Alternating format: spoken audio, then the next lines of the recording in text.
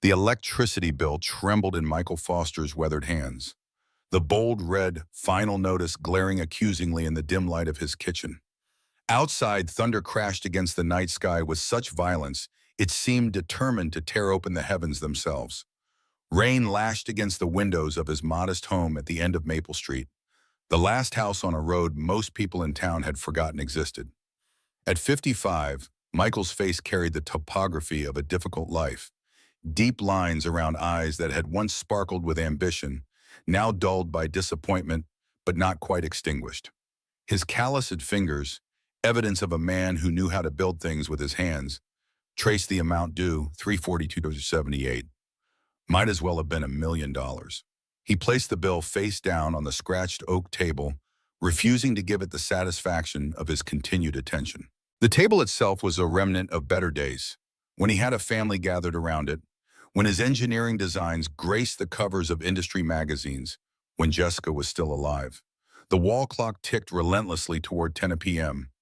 Outside, the storm seemed to be reaching its crescendo, wind howling through the eaves of the old duplex like a wounded animal.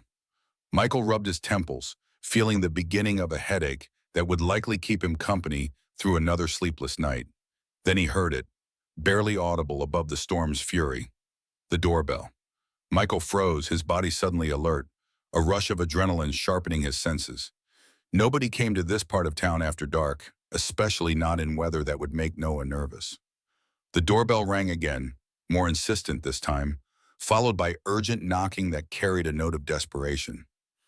Instinct kicked in, the same protective instinct that had served him through 3 decades as the family shield. He moved cautiously toward the door, his stocky frame still powerful despite the years.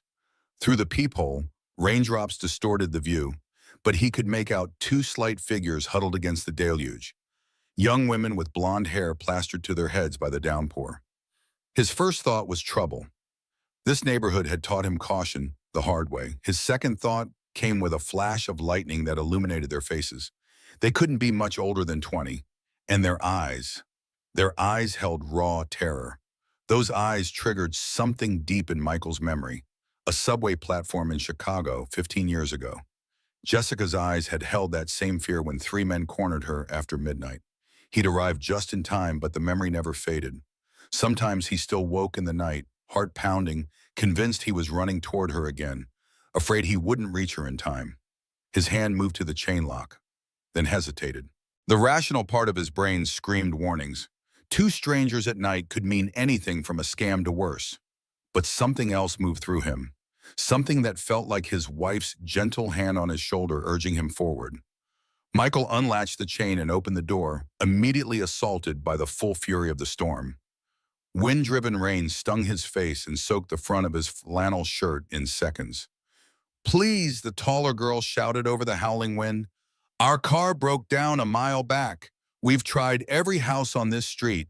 No one will help us." Her companion was shivering violently, lips nearly blue with cold. "We just need to use a phone," she managed through chattering teeth. Michael stood rooted, water soaking his faded flannel shirt as he studied them. Designer clothes beneath their drenched coats, expensive watches. These girls didn't belong in this neighborhood, but neither did that look of desperation. The taller one stepped forward slightly. "Sir, please, we wouldn't ask if we weren't—" A tremendous crash of thunder drowned out her words, making both girls flinch. In that moment, Michael saw something beyond fear in their eyes. He saw a hunted look he recognized all too well from his own mirror. "Get in," he finally said, stepping aside, "before you catch pneumonia." The relief that washed over their faces made something in his chest tighten, a feeling so long absent he barely recognized it. As they stepped inside, dripping water onto his worn welcome mat, Michael had no way of knowing that his simple act of decency was about to rewrite the entire story of his broken life. "I'm Michael," he said, returning from the bathroom with the only 2 clean towels he owned, threadbare but functional, like everything else in his life. "Michael Foster." "Emily Parker," said the taller girl, accepting the towel with genuine gratitude. Her blonde hair hung in wet ropes around a face that, despite its current distress, carried unmistakable elegance. "And this is my sister, Sarah. We can't thank you enough, Mr. Foster." Michael, he corrected, uncomfortable with formality. Just Michael. He noticed how Sarah clutched the towel to her chest rather than using it, her eyes darting around the room as if cataloging escape routes. She was slightly shorter than Emily, with the same blonde hair but softer features. Sisters, definitely, but not identical twins as he'd first thought. As they dried themselves, he busied himself in the kitchenette, putting a kettle on the stove. The gas burner sputtered twice before igniting with a blue flame, another reminder of all the small repairs he kept postponing.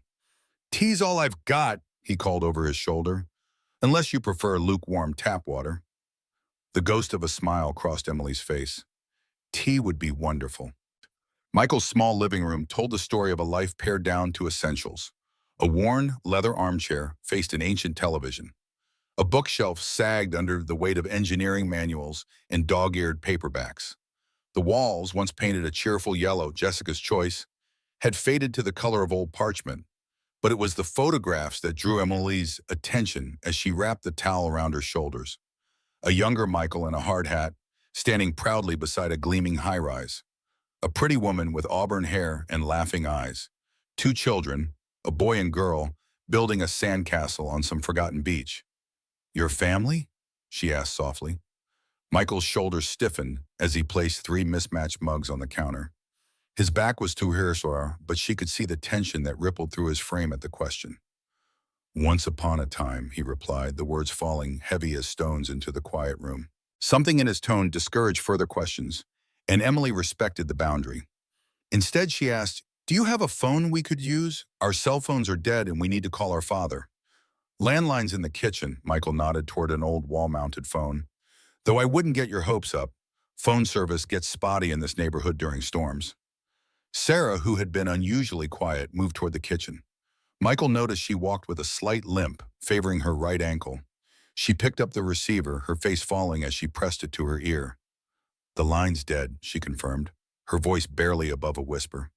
"Figured as much," Michael sighed, pouring hot water into the mugs. The tea bags were generic, the last three from a box he'd been stretching for weeks. "Storm must have taken down a line somewhere. Happens around here more often than the power company cares to admit." Emily and Sarah exchanged a look charged with meaning. Michael couldn't decipher. He'd spent enough time in boardrooms to recognize when people were having an entire conversation without words. "So what brings two young women to this part of town on a night like this?" he asked, handing them each a mug of tea. Steam rose between them like a fragile bridge. "Maple Street isn't exactly on the tourist maps." Another meaningful glance between the sisters. Sarah's fingers tightened around her mug until her knuckles whitened. "We were on our way back from visiting a friend at St. Mary's Hospital," Emily said, her voice smooth but with an undertone Michael couldn't quite place. "GPS suggested this route as a shortcut back to the highway." Michael raised an eyebrow. The hospital was on the other side of town, and no GPS in its right mind would direct anyone through this neighborhood. He'd worked with enough architects and project managers to recognize a hastily constructed story. "Must be some GPS," he remarked. Emily sipped her tea, avoiding his eyes. "It's been unreliable lately." The uncomfortable silence that followed was broken by a sudden crash of thunder so violent it made the windows rattle. Sarah flinched, spilling tea onto her hand. She gasped, more from surprise than pain. "Sorry," she whispered, dabbing at the spill with her towel. Michael's eyes narrowed slightly. The girl's reaction seemed out of proportion to the thunder, more like the startled response he'd seen in combat veterans. Something didn't add up about these two. "Your ankle," he said to Sarah. "You're favoring it. What happened?" Sarah looked surprised that he'd noticed. Her eyes flicked to Emily for a split second before answering. "I twisted it getting out of the car." "Mind if I take a look?" Michael asked. "I've dealt with my share of sprains over the years." Hesitation flickered across her face before she nodded. Michael knelt beside her chair, gently examining her ankle with the practiced hands of a man accustomed to precision work. The skin was swollen and beginning to bruise, but the pattern didn't match a typical twist. "This looks more like an impact injury," he said carefully. "Like someone grabbed you. Hard." Sarah withdrew her foot abruptly, nearly knocking over her tea. "You're mistaken." The sisters exchanged another loaded glance. Michael stood slowly, his instincts on high alert now. His eyes settled on a small tear in Sarah's coat sleeve he hadn't noticed before, and a faint bruise forming at the edge of her wrist. "Listen," he said, keeping his voice deliberately even. "I don't know what kind of trouble you're in, and it's none of my business. But if someone's after you, I should know about it. This is my home." Emily's composure cracked, just slightly, a hairline fracture in a perfect facade. "We're not bringing trouble to your door, Mr. Foster. We just need to wait out the storm and be on our way." "Michael," he corrected again, more firmly this time. "And I've been around long enough to recognize when someone's running from something. Or someone." The statement hung in the air between them, challenging and unavoidable. Before either girl could respond, Sarah's eyes fixed on something behind Michael. Her face drained of color. "Emily," she whispered. "Look." Michael turned to follow her gaze. She was staring at a framed photograph on his bookshelf, one he'd almost forgotten was there. It showed a younger Michael shaking hands with a distinguished-looking man in front of a construction site. The Riverview Project, 2008. "That's our father," Emily said, her voice hollow with disbelief. Michael picked up the frame, studying the face he hadn't thought about in years. Robert Parker. The memory stirred like sediment in still water, clouding everything it touched. "Robert Parker," he said slowly, "the real estate developer." "You know our father?" Emily's voice sharpened with suspicion. Michael placed the photograph back on the shelf with deliberate care, as if handling something that might shatter or explode. "Knew him. 15 years ago, we worked on the Riverview project together." He paused, old anger briefly darkening his features, until everything fell apart. Outside, lightning split the sky, illuminating the room in harsh white light for an instant. In that flash, Michael saw something new in Emily's eyes. Recognition, followed by the first stirrings of fear. "You're that Michael Foster," she said quietly. "The engineer who walked away from the project right before the foundation scandal." The old wound reopened, fresh and raw. Michael's jaw tightened, a muscle working in his cheek. "Is that what Robert told you?"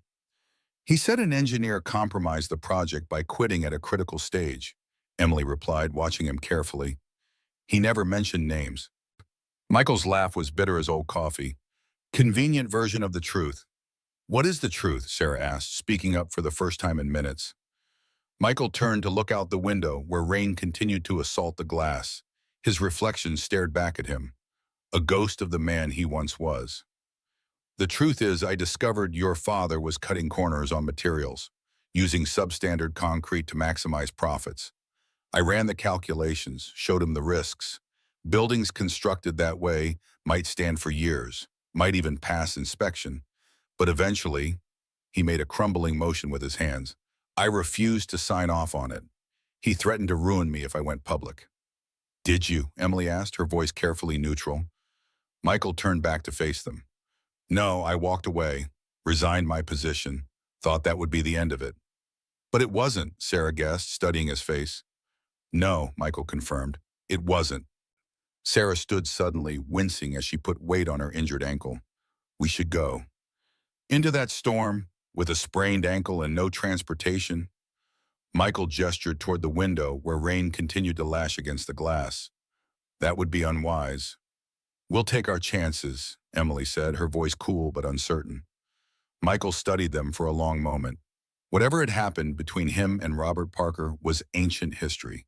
These girls were clearly in some kind of danger, real or perceived, and regardless of who their father was, he couldn't send them back into that storm. "Your father and I had professional disagreements," he said finally, "but that has nothing to do with you. The storm's supposed to last all night. You're welcome to stay here until morning." The offer hung between them, fragile as spun glass. A sharp crack split the air, not thunder this time, but something much closer. All three froze. "Someone's trying to break in the back door," Michael whispered, moving swiftly to the kitchen window. Through the rain-streaked glass, he could make out a dark figure on his back porch, working at the door lock with what appeared to be a crowbar. The man was large, dressed in black, his movements methodical and practiced, not the desperate scrambling of a common burglar. Michael's mind raced. In his neighborhood, break-ins weren't uncommon, but the timing was too perfect to be coincidence. "How did they find you?" he asked, turning back to the sisters, his voice low and urgent. Emily's face had gone pale. "We wiped our phones, disabled the GPS. They shouldn't have been able to." "They're tracking the car," Sarah interrupted, her eyes wide with realization. "The company car has a built-in tracker. We were stupid to think they wouldn't use it." "Who's they?" Michael demanded, moving to a drawer and extracting a heavy flashlight, the closest thing to a weapon he had in the kitchen. Another crack from the back door. Whoever was out there was persistent. "There's no time to explain," Emily said, a new urgency in her voice. "Those men work for Victor Mercer. He's trying to force our father out of his company. We have documents that can stop him, but Mercer's men have been following us since we left the city. That's why no one else on the street would help us," Sarah added bitterly. "They saw the men watching your house and were too afraid to get involved." The pieces clicked into place in Michael's mind. Robert Parker's company, Parker Development, had been in the news recently. Something about a hostile takeover attempt. Mercer Global Industries was making an aggressive play for Parker's assets after a sudden drop in stock value. The back door splintered. Michael made a split-second decision, driven by instincts he'd thought long dormant. "Upstairs now. Third door on the right. Lock yourselves in and don't make a sound." "What about you?" Emily's voice cracked with fear. Michael's eyes hardened as he gripped the heavy flashlight. The weight felt good in his hand, solid, dependable. "I'll handle this." "You don't understand," Sarah pleaded. "These men are dangerous." A grim smile touched Michael's lips. "So am I when someone threatens my home." The sisters hesitated, torn between fear of the intruders and uncertainty about this man they barely knew, a man with a complicated history with their father. "Trust me," Michael said, and something in his steady gaze made the decision for them.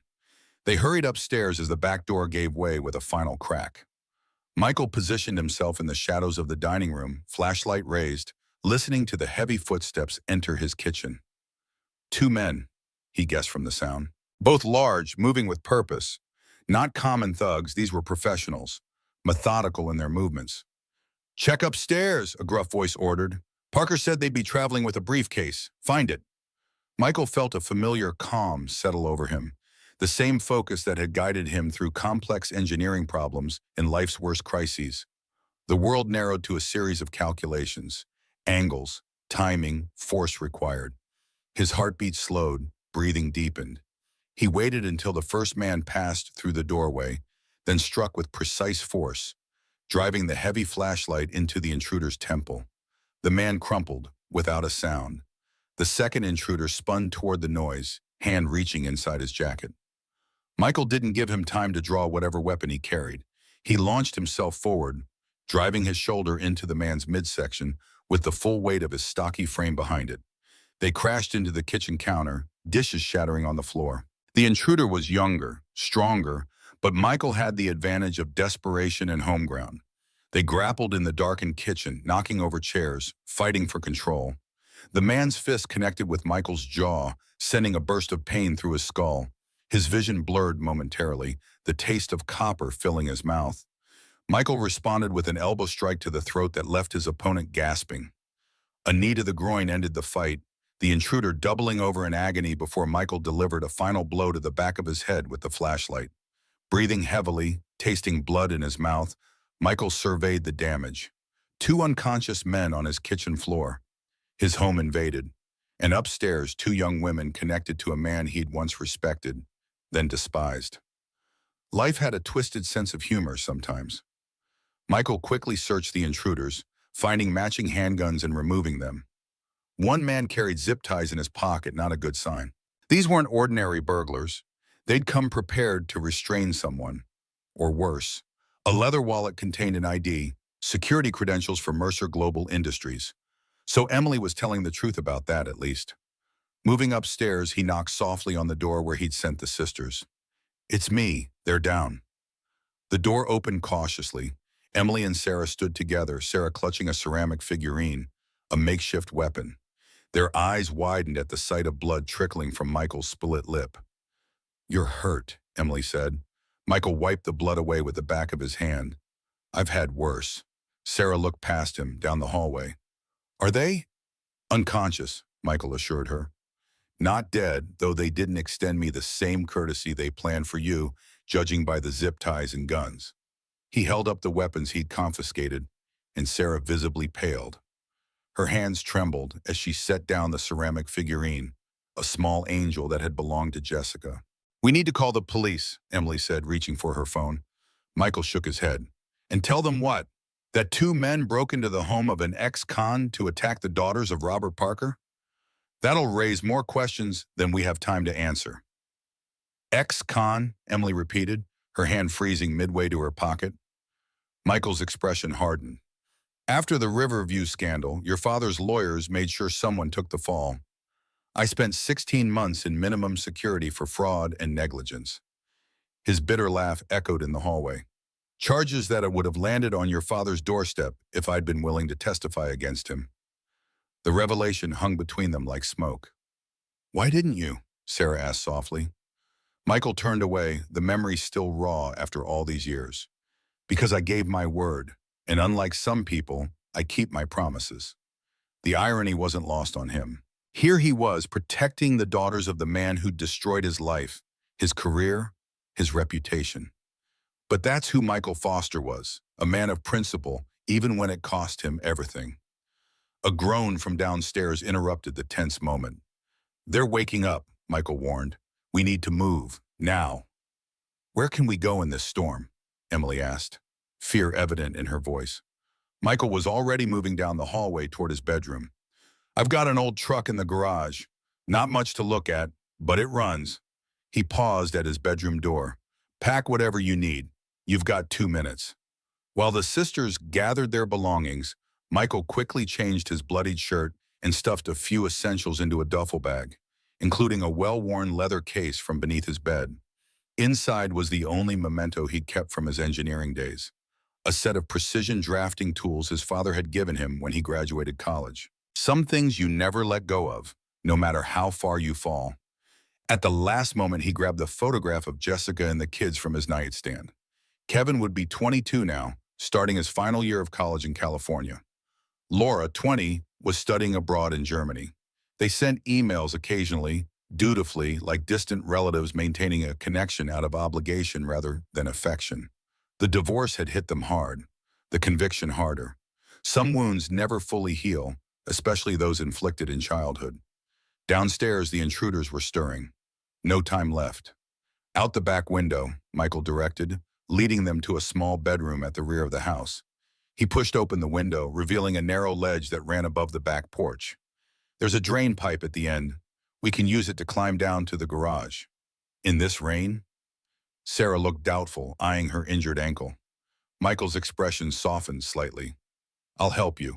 Done this climb more times than I care to admit when I lock myself out. The rain had slackened to a steady downpour, but the wind still whipped around the house with occasional gusts, strong enough to make balance precarious. Michael went first, demonstrating how to use the narrow ledge, then helped Sarah navigate the treacherous path. Emily followed, clutching a sleek briefcase to her chest. The documents they'd mentioned, Michael presumed. They made it to the drain pipe without incident. Michael descended first, then helped the sisters down, Sarah wincing as she put weight on her injured ankle. Almost there, he encouraged, supporting her weight as they crossed the yard. The garage was separated from the house by a short concrete path, now slick with rainwater. They hurried across, Michael supporting Sarah, while angry shouts erupted from the upstairs window behind them. Their escape had been discovered. Inside the garage, Michael's old truck proved to be a battered Ford F-150, at least 15 years old but meticulously maintained. The one thing in his life he couldn't afford to let fail. He'd rebuilt the engine himself 3 years ago, using skills learned from his father and perfected during long weekends when his children were small and eager to hand him tools. Get in, he ordered, unlocking the doors manually. No remote key fobs here. The engine roared to life on the first try, and Michael backed out of the garage with practiced ease, tires splashing through puddles. In his rearview mirror, he glimpsed one of the intruders stumbling out the back door of his house, clutching his head. Duck down, Michael warned as they passed. A moment later, something pinged off the truck's tailgate, a gunshot barely audible above the engine and rain. Michael accelerated down the alley behind his house, away from Maple Street, taking a circuitous route through the neighborhood he knew like the back of his hand. Every pothole, every blind corner, every shortcut. This was his territory, and he used that advantage now, weaving through side streets and narrow passages where larger vehicles would struggle to follow. Only when they were several miles away, the houses growing progressively larger and better maintained, did Michael ease his white-knuckle grip on the steering wheel. "I think we lost them," he said, checking the mirrors one last time. Emily straightened in the passenger seat, her face pale in the dim glow from the dashboard. "Thank you. You risked your life for us, even after knowing who our father is." Michael kept his eyes on the road ahead, where windshield wipers fought a losing battle against the rain. "I didn't do it for Robert." "Then why?" Sarah asked from the back seat, her voice small but steady. Michael's weathered face softened slightly, old memories flickering behind his eyes. "Because 15 years ago, I couldn't protect someone I loved. I won't make that mistake again." The words hung in the air, heavy with untold stories. Neither sister pressed for details, sensing the pain beneath the surface. "Where are we going?" Emily finally asked, breaking the silence. Michael considered the question. They couldn't go to the police. His record would immediately complicate matters. Hotels required credit cards and ID, creating electronic trails. Friends were out of the question. He had few left, and none he'd endanger this way. "I know a place," he said finally. "An old hunting cabin that belonged to my father. About an hour north of here. It's not much, but it's isolated. We can regroup, figure out our next move." Emily nodded, tension visibly easing from her shoulders. "That sounds perfect." "There's something you should know first," Michael said, his voice turning serious. "Once we're there, I want the full story. No more half-truths or convenient omissions. If I'm risking my life for you, I deserve to know exactly what I'm up against." The sisters exchanged glances in the dim light of the truck cab. "That's fair," Emily agreed after a moment. "You'll know everything we know." The truck's headlights cut through the rain as they headed toward the highway, three strangers bound together by circumstance and a shared enemy. Behind them, Michael's home stood empty, invaded, no longer safe. Ahead lay nothing but questions and danger. But for the first time in years, Michael Foster felt truly alive. The numbness that had enveloped him since Jessica's death, since the conviction, since watching his children drift away. It was gone, replaced by a clarity of purpose he'd almost forgotten.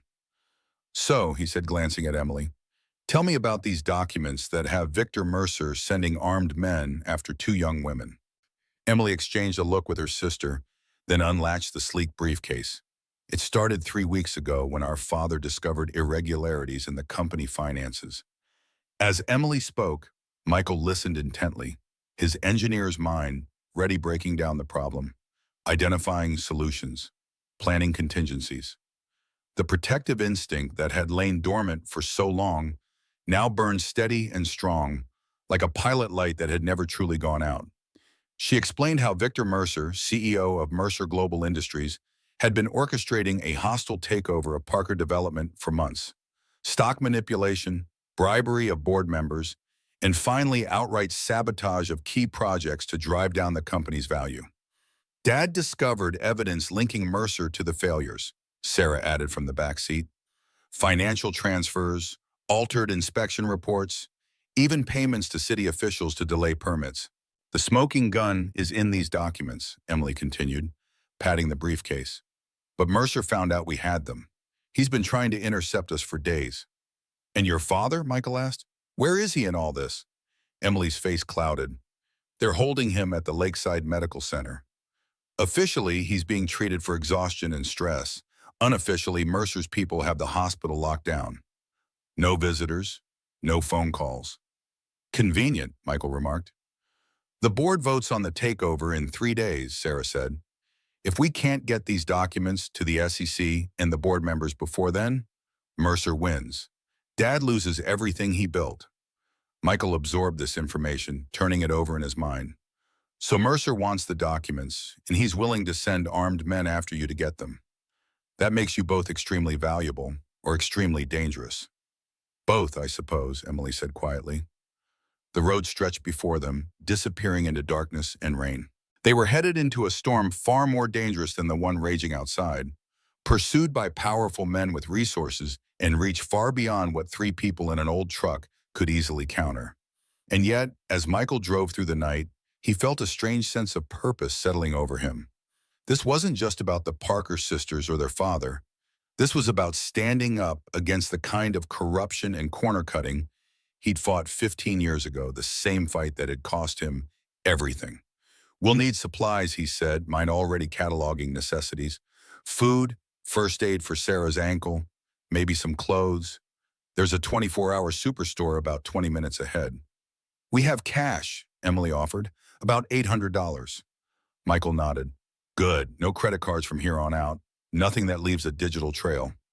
For the next several miles, they rode in silence, each lost in their own thoughts. The rhythm of the wipers marked time like a metronome, steady and hypnotic.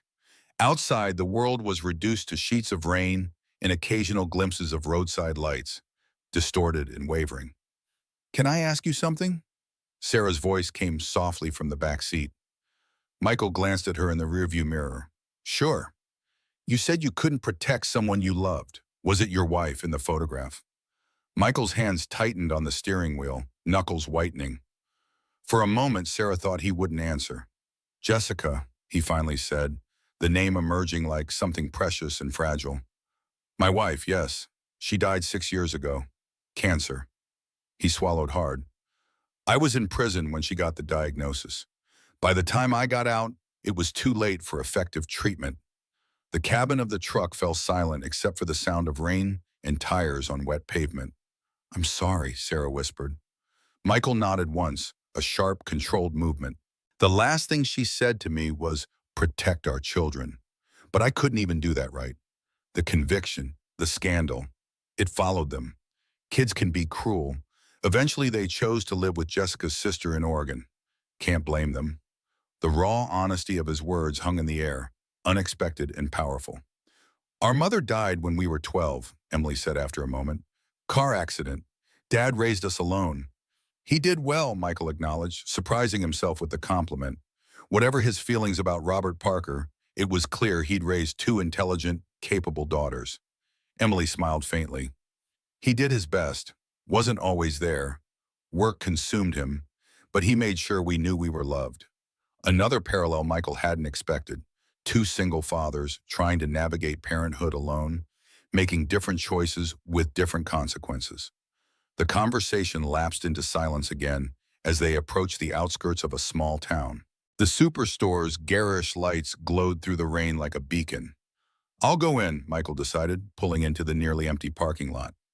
"Less chance of being recognized. What sizes do you wear?"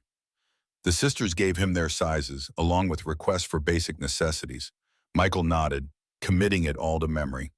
"Lock the doors when I'm gone," he instructed. "If anyone approaches the truck, don't wait for me. Drive away and head north on Highway 16. The cabin is off Millers Creek Road, about 20 miles past the state forest sign. There's a dirt road with a fallen oak across the entrance. You can squeeze past on the right. Cabin's about half a mile in." "We're not leaving you," Emily stated firmly. Michael's expression softened. "Just a precaution. I'll be quick." Inside the store, fluorescent lights hummed overhead as Michael efficiently gathered supplies. First aid kit, pain relievers, bandages for Sarah's ankle, basic clothing for the sisters, non-perishable food, water, flashlights, batteries. He added a prepaid cell phone and calling card to the cart. Disposable, untraceable. At the checkout, the sleepy cashier barely glanced at him, too focused on the end of her shift to notice or care about his purchases.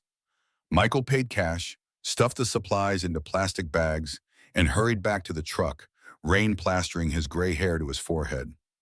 The sisters were exactly as he'd left them, Emily vigilantly scanning the parking lot, Sarah half-turned in the back seat to watch the rear. "All clear?" Michael asked, loading the bags into the truck. Emily nodded. "Not a soul." Back on the road, Michael felt a strange sense of satisfaction. It had been years since anyone had depended on him this way, since his actions had directly impacted others' well-being. There was weight to it, certainly, but also purpose. The kind of purpose he'd lost when his career crumbled, when his family fractured, when Jessica died. The highway stretched before them, a ribbon of black cutting through darker countryside. The rain was finally beginning to ease, reduced to a steady drizzle that the wipers easily managed. In the distance, lightning still flickered occasionally, illuminating the massive cloud formations that dominated the night sky. "We should reach the cabin in about 40 minutes, Michael informed them, checking the fuel gauge. Half a tank, enough to get them there with some to spare. Emily nodded, stifling a yawn. The adrenaline was wearing off, leaving exhaustion in its wake. Beside her, the briefcase rested like a live thing, containing documents that powerful men would kill to possess. "Try to get some rest," Michael suggested. "Both of you, I'll wake you when we arrive." Sarah had already dozed off in the back seat, her head resting against the window, face softened in sleep. Emily hesitated, clearly fighting to keep her eyes open. "It's okay," Michael assured her. "I've got this." Something in his tone, confidence without arrogance, strength with bravado, convinced her. Emily allowed her eyes to close, her breathing gradually deepening as sleep claimed her. Michael drove on alone, the only sounds the hum of tires on wet pavement and the soft breathing of his passengers. His mind worked steadily, methodically, the way it had when he was designing complex structures, identifying problems, calculating risks, developing solutions. Victor Mercer. The name was familiar beyond what he'd heard on the news. Something from the Riverview days, perhaps? A connection to Robert Parker he hadn't yet remembered? He made a mental note to ask Emily when she woke. The pieces of this puzzle were still scattered, some missing entirely, but the outline was taking shape.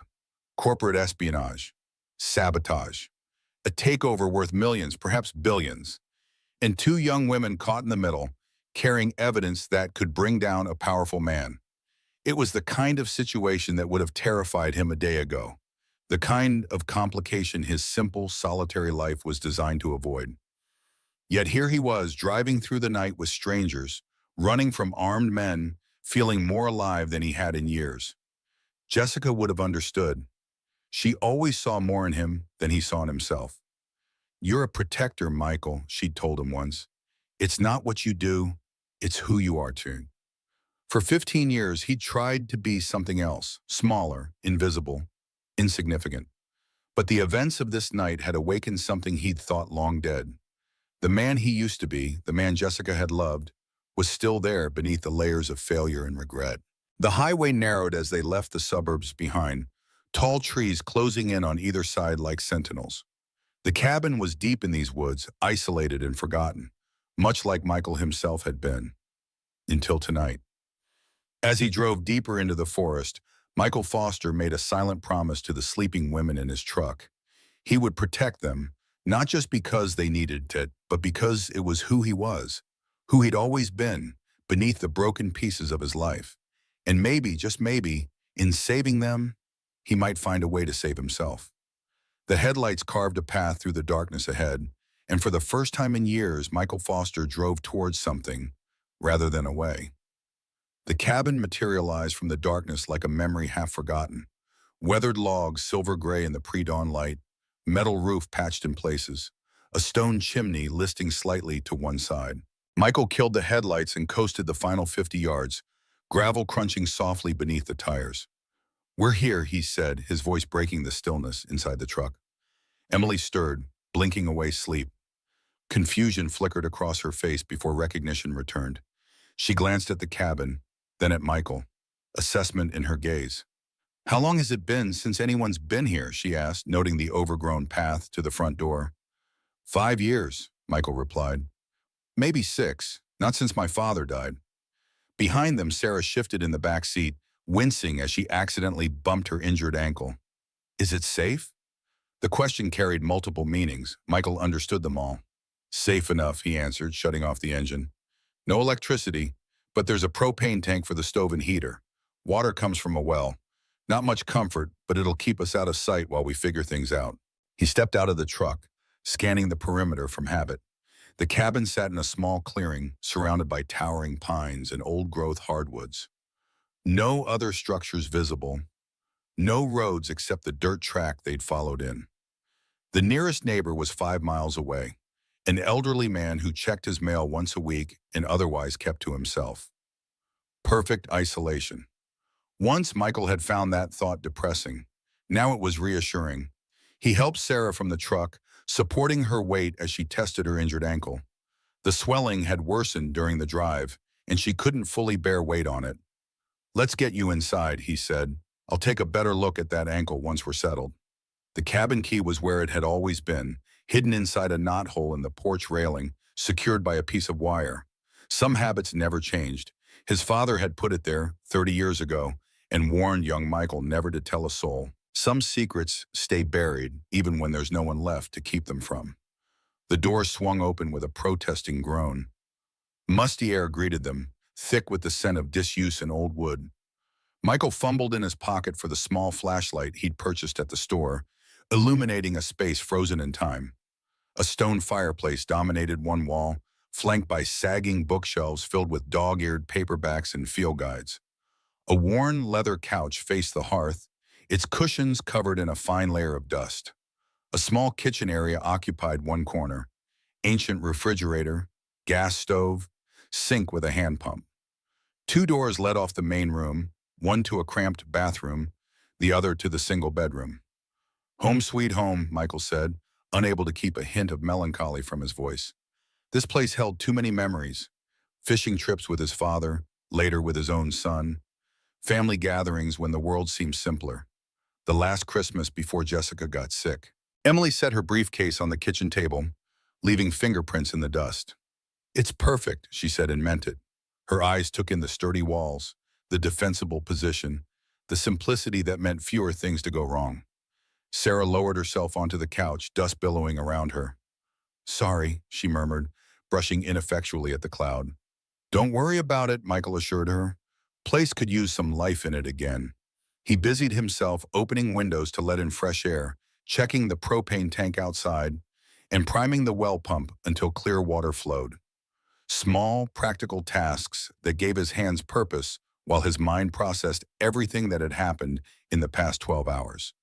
By the time he returned with their supplies from the truck, Emily had found an old kerosene lamp and lit it, casting the cabin in warm, flickering light. The space looked less abandoned now, more like a refuge. "I got a first aid kit for your ankle," Michael told Sarah, kneeling beside the couch, "and some pain relievers." Sarah nodded gratefully as he gently examined her injury. The bruising had deepened to an angry purple, the swelling extending halfway up her calf. "This needs ice," he said, in elevation. Emily appeared with a kitchen towel filled with water from the well. "No ice, but cold water might help."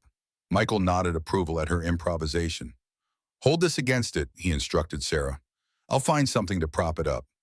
Working together, they soon had Sarah's ankle elevated on a pile of cushions, the cold compress reducing some of the inflammation. The pain relievers would take longer to help, but at least it was a start.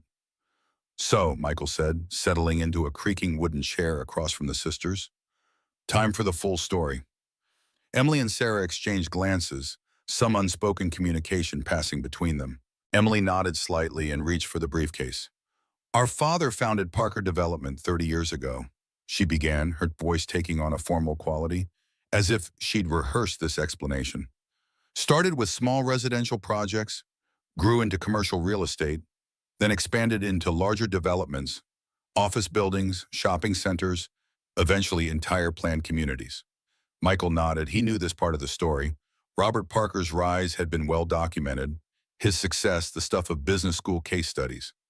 5 years ago, he partnered with Victor Mercer on a major project in the city center, Emily continued.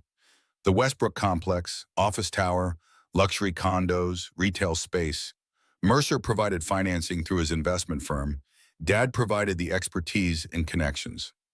The partnership was successful, Sarah added. The Westbrook was completed on time, under budget, and fully leased before construction even finished. Michael frowned. "So what went wrong?" Emily opened the briefcase, removing a manila folder labeled confidential. "Mercer got greedy. The Westbrook's success convinced him there was more money in development than in simply financing it. He wanted to take over Parker Development entirely." "Hostile takeover?" Michael asked.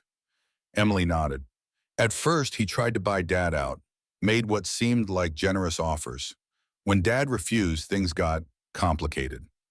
She spread photographs across the table. Construction sites with structural failures, collapsed scaffolding, flooded foundations. Over the past 18 months, every major Parker development project has experienced accidents, Sarah explained, making air quotes around the word. Insurance covered most of the ones, but the delays and bad publicity damaged the company's reputation. Stock prices fell. Clients got nervous. Michael studied the photos, his engineer's eye catching details others might miss. These weren't accidents, he said quietly. The scaffolding collapse. The connecting bolts were removed, and this foundation flooding, someone tampered with the drainage system. Exactly, Emily confirmed. Sabotage made to look like negligence or bad luck. But you can't prove Mercer was behind it, Michael guessed. Not until 3 weeks ago, Emily said, producing another document, a spreadsheet with highlighted entries. Dad found a pattern in the company's financial records. Small payments to shell companies that don't seem to exist. When he traced them, he discovered they were fronts for a security firm owned by Mercer Global Industries. Industrial sabotage, Michael said, the pieces clicking into place. Mercer was paying people to sabotage your father's projects, driving down the company value so he could buy it cheap. Worse than that, Sarah interjected. He was also bribing building inspectors to overlook safety violations in other projects, violations his own people created. If those buildings had failed with people inside, she didn't need to finish the sentence. The implication hung in the air, heavy as lead. People could have died. Innocent people, caught in a corporate power play. When Dad confronted Mercer with the evidence, Emily continued, Mercer had him committed to Lakeside Medical Center for exhaustion and stress, paid off a doctor to sign the papers. Dad managed to call us, told us to retrieve these documents from his home safe and take them to Warren Mitchell at the SEC. But Mercer's men were watching the house, Sarah said. They've been after us ever since. Michael absorbed this information, his mind processing implications, connections, possible courses of action. And the vote on the takeover? 3 days from now, Emily confirmed, the board of directors meets Friday morning. Mercer has already secured enough votes to force Dad out and assume control of the company. Unless these documents expose him first, Michael finished, tapping the folder. A heavy silence settled over the cabin. Outside, the first birds were beginning to sing, heralding the dawn. None of them had slept properly in nearly 24 hours, and the weight of exhaustion pressed down like a physical force. Get some rest, Michael finally said. Both of you, take the bedroom. I'll keep watch. Emily looked ready to protest, but a massive yawn undermined her argument. What about you? I've gone longer without sleep, he assured her. Military habit. I'll be fine for now. After they'd settled in the bedroom, Michael sat alone in the main room, watching dawn light filter through the trees outside. His mind worked methodically through what he'd learned, calculating angles, assessing weaknesses, formulating plans. Mercer. The name nagged at him like a loose tooth. There was something familiar about it, something beyond what the sisters had told him. A connection he couldn't quite place. He pulled the worn leather case from his duffel bag, opening it to reveal his old drafting tools. Compass, rulers, protractors, precision pencils. The tools of his former trade, kept pristine despite years of disuse. His fingers traced the engraved initials on the mahogany case. MJF, Michael James Foster, a name that had once meant something in engineering circles. The Riverview Project. That's where he'd encountered Mercer before, not directly, but his name had appeared on some of the financing documents. A minor investor, not the primary backer. Had he been involved in the substandard materials scandal? Michael couldn't remember seeing Mercer's name in any of the subsequent investigations or court proceedings. Another piece of the puzzle, not quite fitting yet. Michael's eyes grew heavy despite his resolve to stay alert. He moved to the window, letting the cool morning air revive him. The clearing around the cabin was peaceful, mist rising from the damp earth, birds flitting between trees. No sign of pursuit or danger. For now. He permitted himself a brief rest on the couch, just to close his eyes for a moment. The events of the night replayed in his mind. The sisters at his door, the men breaking in, the flight through the storm. So much had changed in a few short hours. Sleep ambushed him mid-thought. A hand on his shoulder jerked Michael awake. He reacted instinctively, grabbing the wrist, twisting. "It's me," Emily gasped. "Just me." Michael released her immediately, embarrassment flooding him. "Sorry, old reflexes." She rubbed her wrist, wincing slightly. "Military training?" "Something like that," he muttered, not elaborating. His time in juvenile detention had taught him how to react to being awakened unexpectedly. The army had merely refined those instincts. Sunlight streamed through the windows, indicating he'd been asleep for several hours. "What time is it?" "Almost noon," Emily said. "You needed the rest." She'd been busy while he slept. The cabin looked different. Dust cleared from surfaces, supplies organized. A pot of something aromatic simmering on the stove. "Found some canned soup in the pantry," she explained, following his gaze. "Expiration date is questionable, but it smells okay." Michael's stomach growled in response. He couldn't remember when he'd last eaten. "Sarah?" he asked, rising stiffly from the couch. "Still sleeping. The pain meds knocked her out." "Good." Sleep was the best medicine for her injury right now. Michael moved to the window, scanning the clearing from habit. Still clear, no signs of intrusion or surveillance. "We should be safe here," he said, more to himself than Emily. "For a while, at least." Emily leaned against the kitchen counter, studying him with those perceptive eyes. "You said you knew my father from the Riverview project." Not a question, but Michael answered anyway. "I was the lead structural engineer. Your father was the developer." "What really happened," she asked, "between you and him?" Michael's jaw tightened. Old wounds, never fully healed, throbbed anew. "I told you, he cut corners on materials. I found out. And then? And then I confronted him, showed him the calculations, the risks. People could have died, Emily. If that building had been completed as designed, with the substituted materials, it would have developed structural weaknesses within 5 years. Catastrophic failure within 10. What did he say? Michael's laugh was bitter. He said I was overreacting, that the safety margins in modern engineering were excessive, that the building would be sold long before any problems manifested. Emily's face remained carefully neutral. "And you resigned in protest." "I threatened to go to the authorities," Michael corrected. "Your father reminded me that I'd signed confidentiality agreements, that whistleblowers rarely prosper, that he had friends in high places." "But you resigned anyway." Michael nodded. "I thought that would be the end of it. I was wrong." "The fraud charges," Emily said softly. 3 months after I left, discrepancies were discovered in the project accounting. Funds misappropriated. Invoices falsified." Michael's voice hardened. "My signature on all of it. Forged, but good enough to convince a jury." Emily's composure cracked slightly. "You're saying my father framed you?" "I'm saying someone did," Michael replied carefully. "Whether your father directed it or merely allowed it to happen, I never knew for certain." The silence between them grew heavy, charged with implications neither wanted to fully acknowledge. "Why are you helping us?" Emily finally asked. "After what you believe he did to you?" Michael turned from the window to face her directly. "Because this isn't about your father. It's about what's right. Mercer is willing to risk people's lives for profit. That's where I draw the line. Always have." Something shifted in Emily's expression. Respect, perhaps, or recognition of a shared value despite the complicated history between their families. "Thank you," she said simply.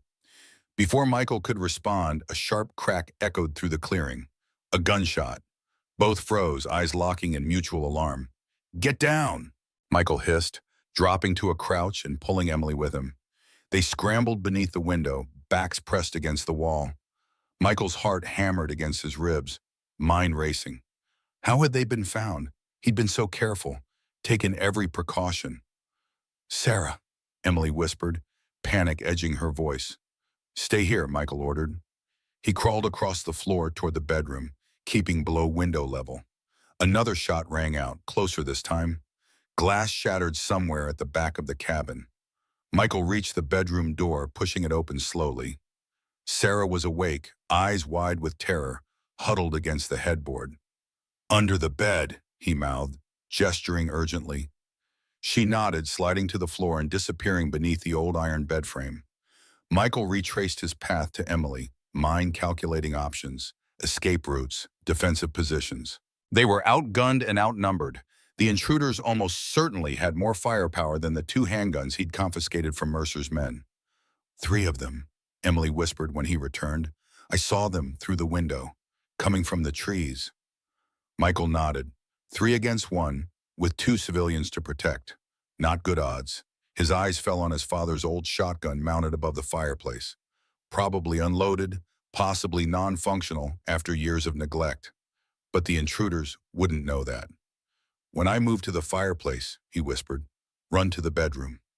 Get Sarah. There's a trap door under the rug, access to a root cellar. Hide there. Emily started to protest, but Michael cut her off with a sharp gesture. No time to argue. Go. Now. He lunged for the fireplace as Emily scurried toward the bedroom. The shotgun came off its hooks with a shower of dust.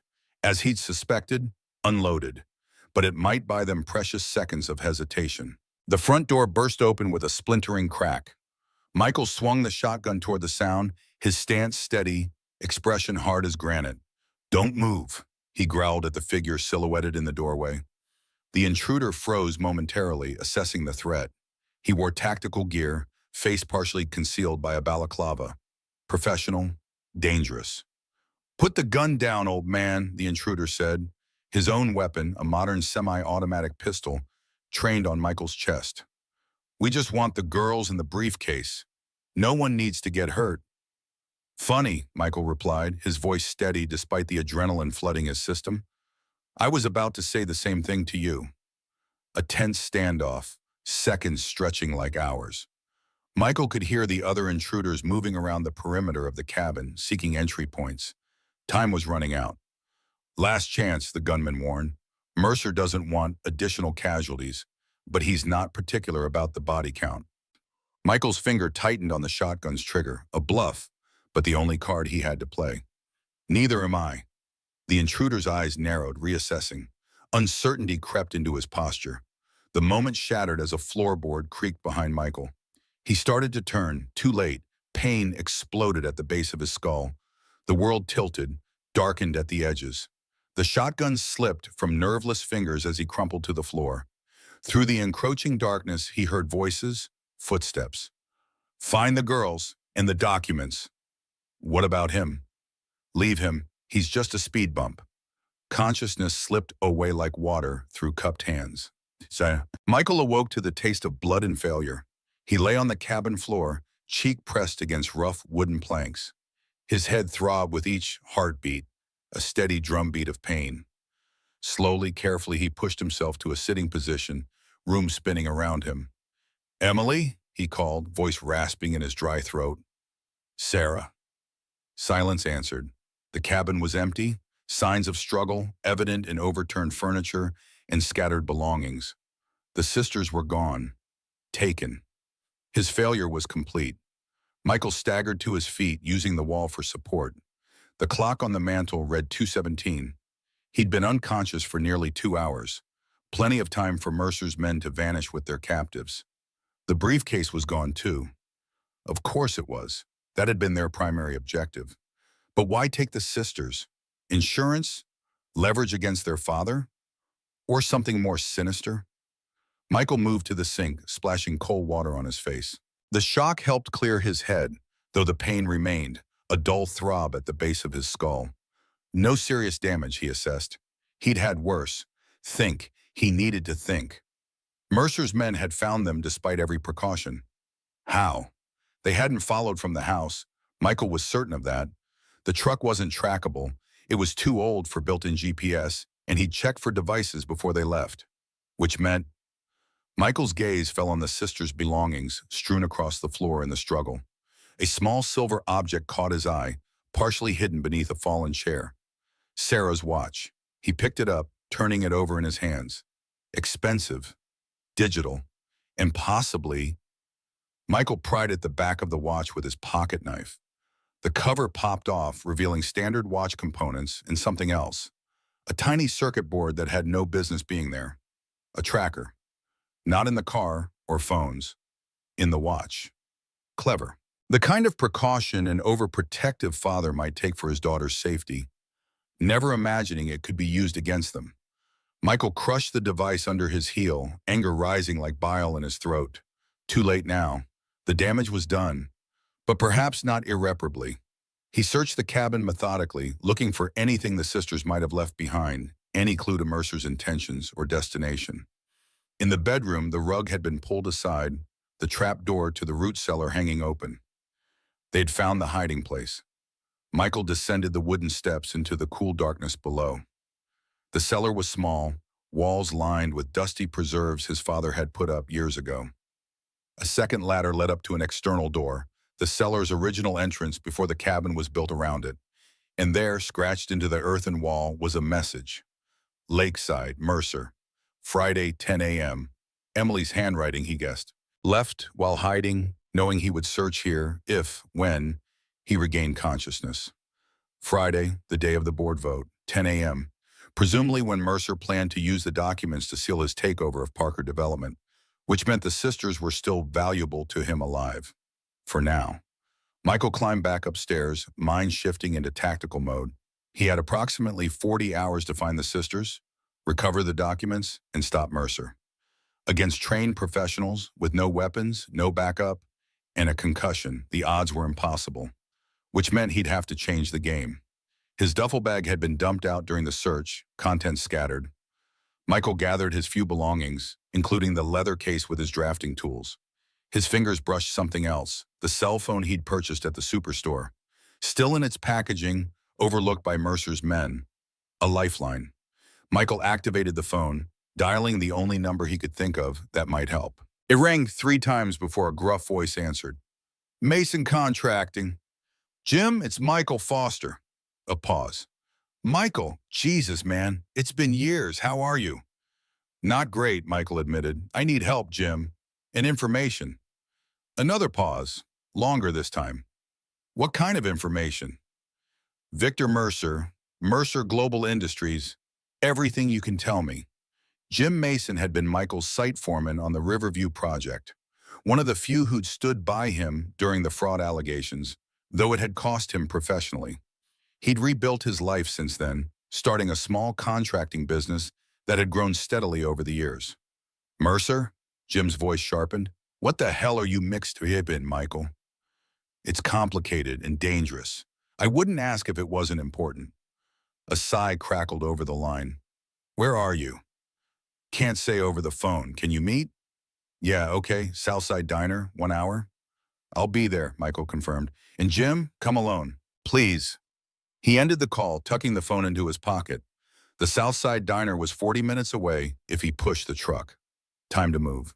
As Michael gathered the last of his belongings, his gaze fell on his father's old shotgun, lying where it had fallen during the attack. Useless in the earlier confrontation, but perhaps not worthless. He picked it up, checking the mechanism.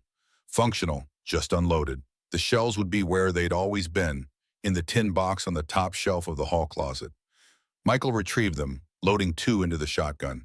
Not much, but better than nothing. Before leaving, he paused at the cabin door, looking back at the home that had sheltered generations of his family.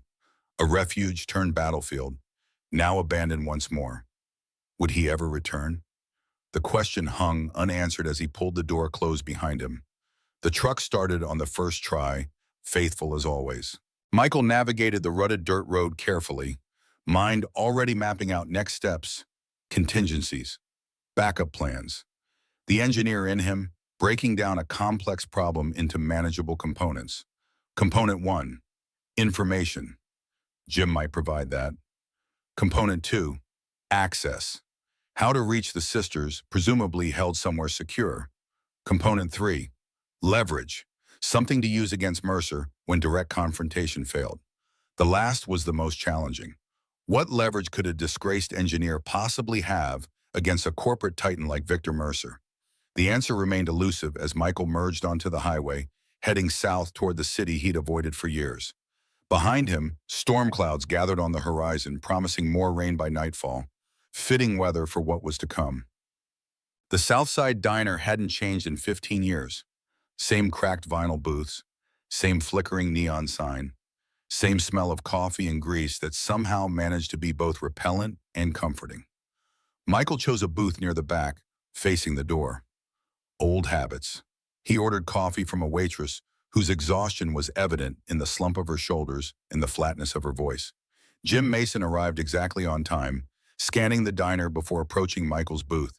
He'd aged well, still barrel-chested and broad-shouldered, though his red hair had faded to rust streaked with gray. His handshake was firm, his eyes sharp with questions he didn't immediately voice. "You look like hell," he said instead, sliding into the booth opposite Michael. "Feel worse," Michael admitted, touching the lump on the back of his head. "Want to tell me what's going on? And why you're asking about Victor Mercer?" Michael considered how much to reveal. Jim was trustworthy, but information was dangerous in this situation. Knowledge could make him a target. "How much do you know about Mercer?" he countered. Jim's expression darkened. "Enough to know he's bad news. His company's been buying up smaller contractors, including some friends of mine. Those that don't sell mysteriously start losing bids, having accidents on job sites, getting hit with code violations." "Sound familiar?" Michael asked. "Like Riverview all over again," Jim agreed, voice dropping. "You think Mercer was involved in what happened to you?" Michael shrugged. "I don't know. His name was on some of the financing documents, but he wasn't the primary investor. Could be coincidence." Jim snorted. "I don't believe in coincidence. Not in this business." He leaned forward, lowering his voice further. "Word is Mercer's making a play for Parker Development. Hostile takeover." "That part I know," Michael said. "What else?" Jim studied him for a long moment. "Michael, what's really going on? Why are you asking about this now after all these years?" Michael sighed, weighing his options. Jim deserves some truth at least. "Robert Parker's daughters came to me for help," he said finally. "They had evidence of Mercer's illegal activities. Now Mercer's men have taken them." Jim's eyebrows shot up. "Jesus, Michael. And you're what? Planning to rescue them single-handedly? After what their father did to you?" "This isn't about Robert Parker," Michael said, echoing his words to Emily. "It's about what's right." "Noble," Jim acknowledged, "but possibly suicidal." Michael didn't disagree. "I need information, Jim. Where would Mercer take them? Where does he operate from?" Jim glanced around the diner before answering. "Officially, Mercer Global Headquarters is downtown, Westlake Tower, but Mercer himself works from a private office at his estate most days. 30 acres in the hills north of the city, gated, guarded, like a fortress." "The girls would be there?" Jim shrugged. "If he doesn't want them found, yes. Police can't touch him there without solid evidence and warrants. And judges in this town tend to move slowly when Mercer's involved." Michael absorbed this information, adding it to his mental map of the situation. A fortress, guarded, nearly impossible to penetrate. Nearly, but not entirely. "What about weaknesses?" he asked. "Vulnerabilities in his security?" Jim's expression grew concerned. "Michael, you can't be serious. Whatever you're thinking, it's a bad idea. Mercer's security team are ex-military, some with special forces background. You'd never get close." "I have to try," Michael said simply. Jim studied him, something shifting in his gaze. Recognition, perhaps, of the man Michael had once been. The man who'd stood on principle, regardless of personal cost.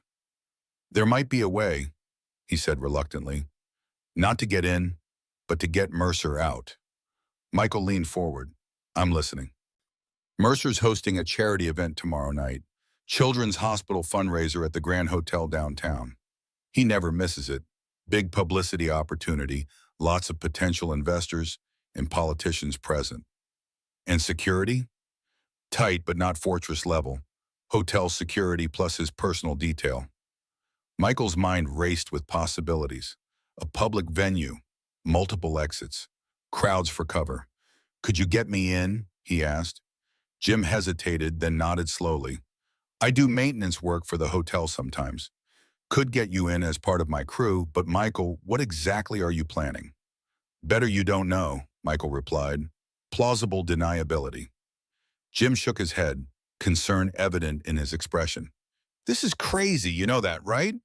You're talking about confronting one of the most powerful men in the city with no backup, no plan." I have a plan, Michael interrupted. Just not all the pieces yet. When the waitress returned with Jim's coffee, momentarily halting their conversation. When she left, Jim leaned closer, voice barely above a whisper. There's something else you should know about Mercer. A rumor, but from reliable sources. Michael waited, sensing the importance of what was coming. The Riverview project? After you left, after the fraud charges, the whole thing should have collapsed. The bank was ready to pull financing over the scandal. Jim paused, making sure Michael was following. Then suddenly everything was fine. New investors appeared overnight, project completed on schedule. Mercer, Michael guessed. Jim nodded. He bought out the original investors for pennies on the dollar after the scandal broke. Made a fortune when the finished building sold. The implications were clear. You're saying Mercer benefited directly from my downfall. More than benefited, Jim confirmed. Some think he orchestrated it. The material substitution, the fraud charges, all of it designed to force the original investors out so he could step in. The missing piece of the puzzle finally sliding into place. Not just Robert Parker cutting corners, but a calculated scheme with Mercer pulling strings from the shadows. Michael had been collateral damage in a corporate chess game. Does Parker know this? Michael asked. If he does, he's never said publicly. They've been rivals for years, but lately it's escalated. Parker's been blocking Mercer's attempts to develop in the historic district. Mercer's been retaliating through proxies on the zoning board. Another layer to the complex situation. Not just a hostile takeover, but the culmination of a long-standing feud. Thank you, Jim, Michael said, meaning it. This helps. Jim's expression remained troubled. What are you going to do? First, find out where they're keeping the girls. Then, Michael let the sentence hang unfinished. You can't do this alone, Jim insisted. Let me help. Michael shook his head firmly. Too dangerous. I won't put anyone else at risk. Like you put yourself at risk for those girls? For Parker's daughters? Jim countered. You always were a stubborn bastard, Michael. Despite everything, Michael smiled slightly. Part of my charm. Jim snorted. If you call it that. He scribbled something on a napkin, sliding it across the table. My cell number and the service entrance code for the Grand Hotel. Call me when you are ready to move. Michael pocketed the napkin, nodding his thanks. And Michael, Jim added, as they both stood to leave, whatever happened 15 years ago, it's good to see you back in the fight. The words struck deeper than Jim could know. Back in the fight. For 15 years, Michael had been retreating, withdrawing, making himself smaller. Now, circumstances had forced him back into the arena he'd abandoned. And strangely, despite the danger and uncertainty, it felt right, like returning to a home he'd forgotten he missed. They parted outside the diner, Jim clapping him on the shoulder one last time before heading to his truck. Michael watched him go, thinking about loyalty and friendship, and how some bonds survived even years of neglect. The city sprawled before him, a maze of opportunities and dangers. Somewhere within it, Emily and Sarah were being held against their will. Somewhere, Victor Mercer was laying the final pieces of his plan to seize Parker Development. And somewhere between them, Michael Foster was preparing to re-enter a world he'd left behind, armed with nothing but determination and a half-formed plan. The odds remained impossible, but for the first time in years, Michael felt fully alive, every sense heightened, every thought crystalline in its clarity. This was who he'd been before the scandal, before prison, before loss had ground him down to a shadow of himself. This was who he could be again, who he needed to be if the Parker sisters were to have any chance. As he started the truck heading toward the heart of the city, Michael's resolve hardened like concrete setting. Victor Mercer had destroyed his life once before. He would not be allowed to destroy anyone else's.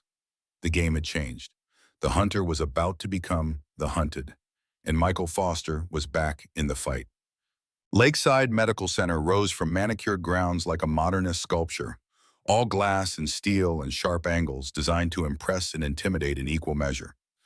Michael observed it from a coffee shop across the street, nursing a cooling cup as he studied the building's security measures. Guards at all entrances, ID checks for visitors, cameras covering approaches and blind spots. Not a fortress like Mercer's estate, but secure enough to prevent easy access. According to Emily's message, Mercer would be here tomorrow at 10 a.m., presumably with the documents and possibly the sisters. But Michael couldn't wait until then to act. He needed to know if Robert Parker was indeed a patient, and if so, where exactly he was being held. Information gathering, the first step in any sound engineering project. Assess the parameters before designing the solution. The coffee shop provided good cover for surveillance, but little else. Michael needed to get it closer, needed details only available from inside. His gaze fell on a delivery truck parked at the service entrance. Medical supplies, according to the logo on its side. Deliveries meant invoices, signatures, temporary access, a potential entry point. Michael left a tip on the table and exited the coffee shop, circling the block to approach the medical center from the rear. The service area was less monitored than the main entrance, though still guarded. He observed from a safe distance as workers unloaded boxes from the truck, wheeling them inside on handcarts. One worker remained with the truck, checking items off a clipboard. Young, probably part-time, easy to distract. Michael approached confidently, posture and expression conveying a sense of belonging. Half of security was attitude. Act like you belonged, and often people assumed you did. "Excuse me," he called to the worker. "Is this all going to the pharmacy?" The young man looked up, momentarily confused. Yeah, why?" Michael gestured vaguely toward the building. They called down about a priority order for Dr. Levin's patient, something that needed immediate delivery to the 5th floor. "Nobody told me about that," the worker said, frowning. "Just came through," Michael assured him. "I can take it up if you'll point it out on your manifest." The worker hesitated, suspicious but not wanting to cause problems for a doctor. "What was the order for?" "A test," Michael maintained his casual demeanor. "Special antibiotics for the Parker case." Dr. Levin was quite insistent. The mention of a specific patient name did its work. The worker's suspicion visibly eased. "We don't have any special antibiotics on this delivery," he said. "Must be coming on the afternoon truck." "Damn," Michael said, feigning frustration. "Dr. Levin's going to be upset. Parker's condition is deteriorating." "5th floor, you said?" the worker asked, now helpfully offering information without realizing it. "That's ICU. Restricted access." "I know," Michael sighed. "That's why they sent me down personally. Dr. Levin gave me his access card and everything." He patted his pocket meaningfully. The worker nodded sympathetically. "Well, sorry I couldn't help. Good luck with Dr. Levin." "Thanks," Michael said, already turning away. "Appreciate it." Information acquired. Robert Parker was indeed here. 5th floor ICU, condition supposedly deteriorating. Whether that last part was true or merely a convenient cover story for keeping him isolated remained to be seen. Michael retreated to his truck, parked several blocks away to avoid security cameras. The digital clock on the dashboard read 4:37 p.m. Less than 18 hours until Mercer's appearance at Lakeside. Less than 30 until the board vote that would determine Parker Development's fate. Time was running short. He started the engine, pulling into traffic with no clear destination in mind. The pieces of his plan were coming together, but crucial elements remained undefined. He needed a way into the ICU to verify Parker's condition. He needed to confirm whether the sisters were being held at Mercer's estate. And he needed leverage, something to use against Mercer when confrontation became inevitable. His phone buzzed, a text from Jim. "Hotel access confirmed for tomorrow night. Maintenance uniform ready. What else do you need?" Michael considered the question carefully. What else did he need? Equipment, certainly. Information, definitely. But most of all, he needed an advantage Mercer wouldn't expect. He needed to change the narrative. An idea began to form, risky, potentially disastrous, but with a slim chance of success. The kind of calculated gamble engineers were trained to recognize and evaluate. He texted back, "Need press contacts. Someone hungry for a major story. Someone who can't be bought." Jim's response came quickly. "Catherine Joe, City Chronicle, broke the mayor's corruption scandal last year. Fearless and incorruptible. Perfect." Michael saved the name, already integrating this new element into his evolving plan. Next stop, the public library. Old school research, the kind that left no digital footprint for Mercer's people to track. Building plans, property records, news archives, the foundation upon which he would construct his strategy. As he drove, Michael's mind cataloged resources, identified gaps, calculated probabilities. The engineer's approach to problem solving applied to a situation far removed from structural analysis or material science, yet not so different really. Both required precision, foresight, and understanding of stress points and failure modes. Both demanded respect for the immutable laws that govern systems, whether physical or human, and both punished mistakes with catastrophic consequences. Michael's hands tightened on the steering wheel. He couldn't afford mistakes, not with lives in the balance, not with Emily and Sarah counting on him, whether they knew it or not. The road ahead stretched into uncertainty, outcomes impossible to predict with complete accuracy. But the path was clear, even if the destination remained shrouded in fog. Find the sisters, secure the documents, expose Mercer, simple objectives, complex execution.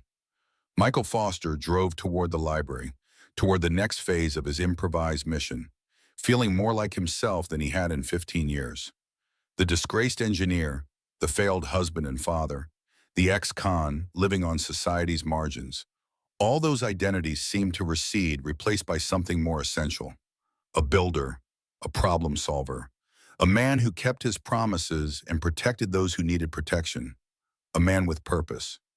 Rain began to fall again, drops spattering against the windshield like ammunition. The storm was returning, both literally and figuratively. But this time, Michael Foster was not seeking shelter. This time, he was driving straight into its heart. And somewhere across the city, in locations yet unknown, Emily and Sarah Parker waited, their futures, and possibly their lives hanging in the balance of what Michael would do next. The clock was ticking. The game was in motion.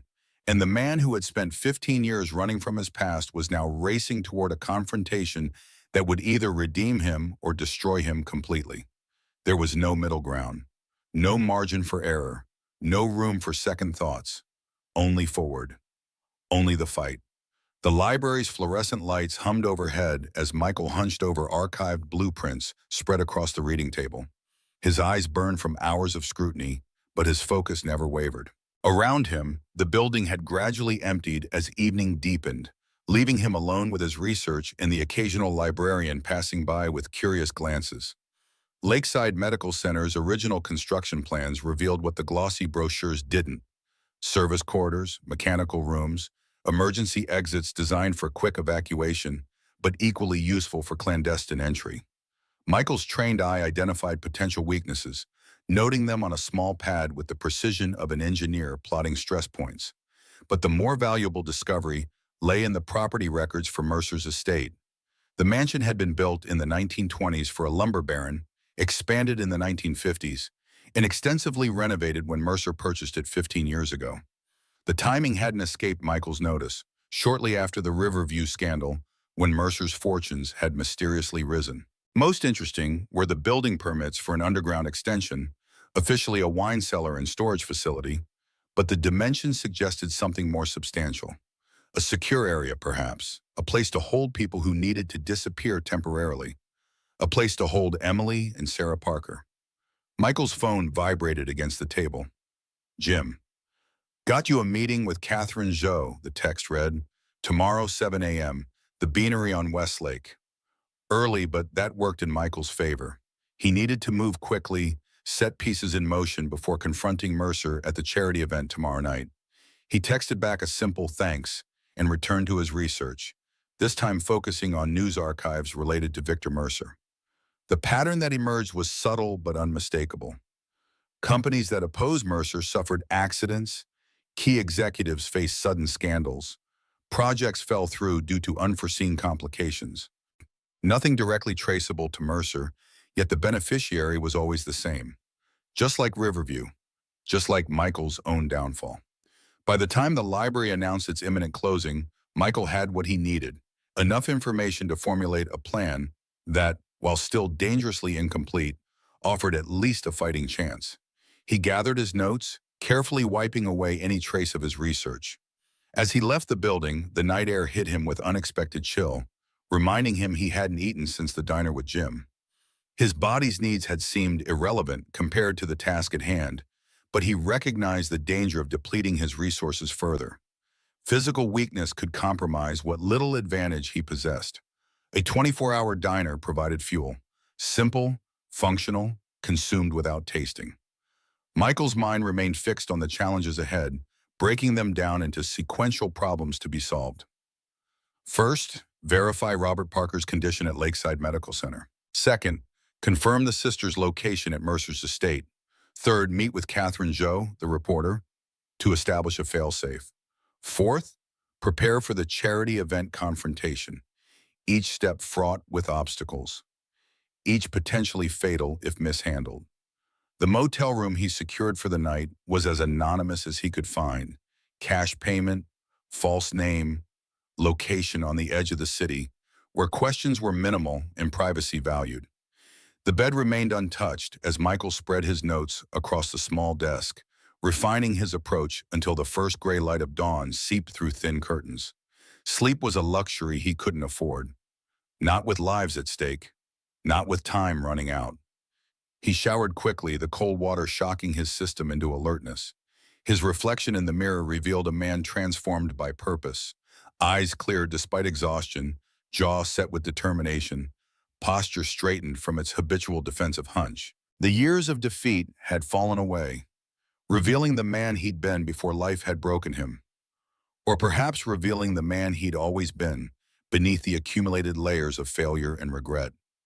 By 6:30 a.m., Michael was seated in the beanery, positioned to observe both the entrance and the street outside. The coffee shop was beginning to fill with early morning commuters, office workers grabbing caffeine before disappearing into the glass towers that dominated the downtown skyline. Catherine Zhou arrived precisely at 7 o'clock a.m., punctuality apparently as much a professional trait as her reported integrity. Michael recognized her from the byline photo on the articles he'd researched. Mid-30s, sharp features softened by intelligent eyes that missed nothing. She scanned the room quickly before approaching his table. "Mr. Foster?" she asked, voice low but confident. Michael nodded, gesturing to the chair opposite his. "Thank you for meeting me, Ms. Zhou. Jim Mason speaks highly of you," she said, settling into the seat, reporter's notebook already in hand. "Says you have information about Victor Mercer that might interest me." No small talk. No wasted words. Michael appreciated her directness. "What do you know about Mercer's attempt to take over Parker Development?" he asked. Catherine's eyebrows rose slightly. "The hostile takeover bid? It's public knowledge. The board votes tomorrow morning." She studied him more carefully. "But I'm guessing you know something that isn't public knowledge." Michael leaned forward, lowering his voice. "What if I told you Mercer was responsible for the sabotage of Parker Development's projects over the past year? That he's holding Robert Parker against his will at Lakeside Medical Center? That he's kidnapped Parker's daughters to force compliance?" Catherine's expression remained neutral, professional, but her eyes sharpened with interest. "Those are serious accusations, Mr. Foster. The kind that require serious evidence." "I have evidence," Michael said. "Or rather, the Parker sisters have it. Documentation linking Mercer to the sabotage, to bribery of building inspectors, to financial fraud." "And where are these sisters now?" Michael's jaw tightened. "I believe they're being held at Mercer's estate, against their will." Catherine sat back, skepticism evident in her posture. "That's quite a story, Mr. Foster. But forgive me for asking, why are you involved? What's your connection to the Parkers?" The question he'd been expecting, the one that required careful navigation. "I worked with Robert Parker 15 years ago," he said evenly, "on the Riverview project." Recognition flickered in Catherine's eyes. "You're that Michael Foster, the engineer who went to prison for fraud." "The engineer who was framed for fraud," Michael corrected, "by the same man who's now trying to destroy Parker completely." Catherine's pen hovered above her notebook. "You're suggesting Mercer was behind your conviction? That this is part of a pattern going back 15 years? "I'm not just suggesting it, I'm stating it as fact." Michael met her gaze directly. "The question is whether you're willing to investigate a man as powerful as Victor Mercer." A small smile curved Catherine's lips. "Mr. Foster, powerful men with secrets are precisely what I specialize in. But I need more than accusations. I need proof." "I'm working on that," Michael admitted. "The proof is in the documents the sisters had. documents Mercer now possesses. Then what exactly are you proposing? Michael outlined his plan, not all of it, just the parts Catherine needed to know. His intention to confront Mercer at the charity event, the potential to expose years of corruption and manipulation, the need for a journalistic ally who wouldn't be intimidated or bought off. You realize what you're describing is extremely dangerous, Catherine said when he finished. Mercer has resources, connections. People who cross him tend to suffer unfortunate accidents. I'm counting on it, Michael replied, surprising her. His predictability in eliminating threats is part of my strategy. Catherine studied him for a long moment, assessing not just his words, but the man behind them. What do you need from me exactly? Be ready to publish when I give the word. Have a photographer at the charity event tonight. And most importantly, Michael slid a sealed envelope across the table. If anything happens to me, publish the contents of this immediately. Catherine took the envelope without opening it. Insurance? Leverage, Michael corrected. Mercer isn't the only one who knows how to play this game. She tucked the envelope into her bag with careful movements. You still haven't explained why you're doing this, Mr. Foster. Revenge for what happened 15 years ago? That's a long time to hold a grudge.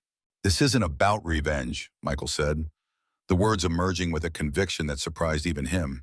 It's about doing what's right, something I failed to do properly 15 years ago. Catherine's professional distance softened slightly. Redemption, then. Michael didn't answer directly. Will you help? I'll investigate, she replied carefully. I'll be at the charity event. I'll keep your information confidential until you give the word, or... She gestured toward her bag where the envelope lay. That's all I'm asking. As they prepared to leave, Catherine fixed him with a penetrating look. One last question, Mr. Foster. The Parker sisters, how did they find you? Of all people. The question caught him off guard. He hadn't considered it fully himself, too caught up in the immediacy of their danger. Coincidence, he said finally. Their car broke down near my house. And Catherine's expression made it clear she didn't believe in such coincidences, but she didn't press further. Be careful tonight, Mr. Foster. Mercer didn't get where he is by being careless or merciful. Neither did I, Michael replied, though both knew his current circumstances suggested otherwise. They parted outside the coffee shop, Catherine hailing a taxi while Michael walked to his truck. The meeting had gone as well as he could have hoped, establishing a crucial component of his plan. If nothing else, he'd ensured that whatever happened tonight, Mercer wouldn't escape unscathed. Small comfort if Emily and Sarah paid the price for his failure. Michael checked his watch. 8:17 a.m. Less than 2 hours until Mercer's scheduled appearance at Lakeside Medical Center, according to Emily's message. He needed to be there, needed to confirm whether the sisters would be present, whether Robert Parker was indeed being held there. The morning traffic worked against him, congestion slowing his progress toward the medical center. Michael drummed his fingers against the steering wheel, impatience building with each delayed minute. When he finally parked in a public garage 2 blocks from Lakeside, his watch showed 9:42 a.m., cutting it close, too close. He moved quickly but without the appearance of haste, maintaining the unremarkable demeanor that rendered him effectively invisible to casual observation. The baseball cap and work jacket he'd purchased at a discount store added to his anonymous appearance, another maintenance worker in a building full of them. This time, Michael approached Lakeside from the rear, where service vehicles made regular deliveries. His research had identified a staff entrance with less rigorous security, primarily used by maintenance and kitchen workers. The key card reader could be bypassed if he timed his approach correctly, entering alongside legitimate staff during shift change. He waited patiently near the employee smoking area, observing patterns, identifying the optimal moment. At 9:53 a.m., opportunity presented itself in the form of a group of cafeteria workers returning from break. Michael fell in step behind them, adopting their casual gait and conversation rhythm, just another colleague returning to work. The security guard at the door barely glanced up as the group passed through, Michael among them. Inside, he separated immediately, heading for the service stairs he'd identified in the building plans. 5th floor ICU. That's where Parker was supposedly being held, according to the information he'd extracted from the delivery worker. The service stairs were utilitarian and empty, allowing Michael to climb quickly without encountering other staff. At the fifth floor, he paused at the door, listening for movement in the corridor beyond. Hearing nothing, he eased it open a fraction, scanning the hallway, clear for the moment. The ICU required special access, but the service corridors ran behind the main medical areas, providing maintenance access to critical systems. Michael followed these back passages, moving quietly and purposefully, the mental map from his research guiding his steps. A maintenance closet near the ICU provided temporary shelter as a group of doctors passed, discussing a patient's treatment options in clinical terms. When they had gone, Michael continued to his destination, a junction box controlling the environmental systems for the secured patient rooms. His engineering background served him well here. Understanding how systems were designed, how they interconnected, was second nature. The junction box yielded its secrets readily to his practiced eye. A small adjustment to the temperature sensors would trigger an alert in the monitoring system, not an emergency but enough to draw attention, to create a distraction when needed. The modification complete, Michael retreated to an observation position with a partial view of the ICU entrance. Now to wait for Mercer's arrival, to confirm whether the sisters would be present, whether Parker was truly here. At 10:03 a.m., activity at the ICU entrance increased. A security detail appeared. 4 men in suits with the unmistakable posture and alertness of professionals. They positioned themselves strategically, communicating via discreet earpieces, securing the area for someone important, Mercer. He arrived at 10:07 a.m., moving with the confidence of a man accustomed to controlling every environment he entered. Tall, immaculately dressed in a charcoal suit that probably cost more than Michael's truck, silver hair perfectly styled, Victor Mercer looked every inch the successful businessman, betraying nothing of the ruthlessness that had built his empire. Michael's hands clenched involuntarily. This was the man who had likely orchestrated his downfall, who had dismantled his life piece by piece for financial gain. The man now holding Emily and Sarah, threatening their father, manipulating events with the casual cruelty of someone who viewed people as chess pieces. But the sisters weren't with him. Michael scanned the group carefully, confirming their absence. Just Mercer, his security detail, and a man in a white coat who appeared to be a doctor, probably the physician Mercer had paid to keep Parker isolated. They entered the ICU together, the doors swinging shut behind them. Michael made a quick decision. He couldn't follow directly. The security was too tight, the risk of discovery too high. But he could create the distraction he'd prepared for, use the confusion to get closer, perhaps overhear crucial information. He returned to the junction box, making the final adjustment that would trigger the environmental alert. Within moments, a subtle alarm began to sound at the nurse's station, indicating a temperature fluctuation in the secured area. Staff responded immediately, moving toward the ICU entrance, concern evident in their accelerated movements. Michael followed in their wake, a maintenance worker responding to a potential environmental system failure. The disruption provided just enough confusion for him to position himself near the ICU entrance, clipboard in hand, appearing to check system readouts while actually straining to hear the conversation within. Condition stable, but we're maintaining sedation as instructed, the doctor was saying, voice carrying through the partially open door. Good. Mercer's voice was smooth, cultured, with an undercurrent of cold authority. He needs to remain unavailable until after tomorrow's vote. No visitors, no calls. Is that understood? Perfectly, Mr. Mercer. Though I should note that prolonged sedation carries certain risks. Your concern is noted, doctor, and your compensation reflects the special nature of these arrangements. I trust that's sufficient to allay any ethical concerns. The doctor's response was too quiet to hear, but his acquiescence was clear in the conversation's continuation.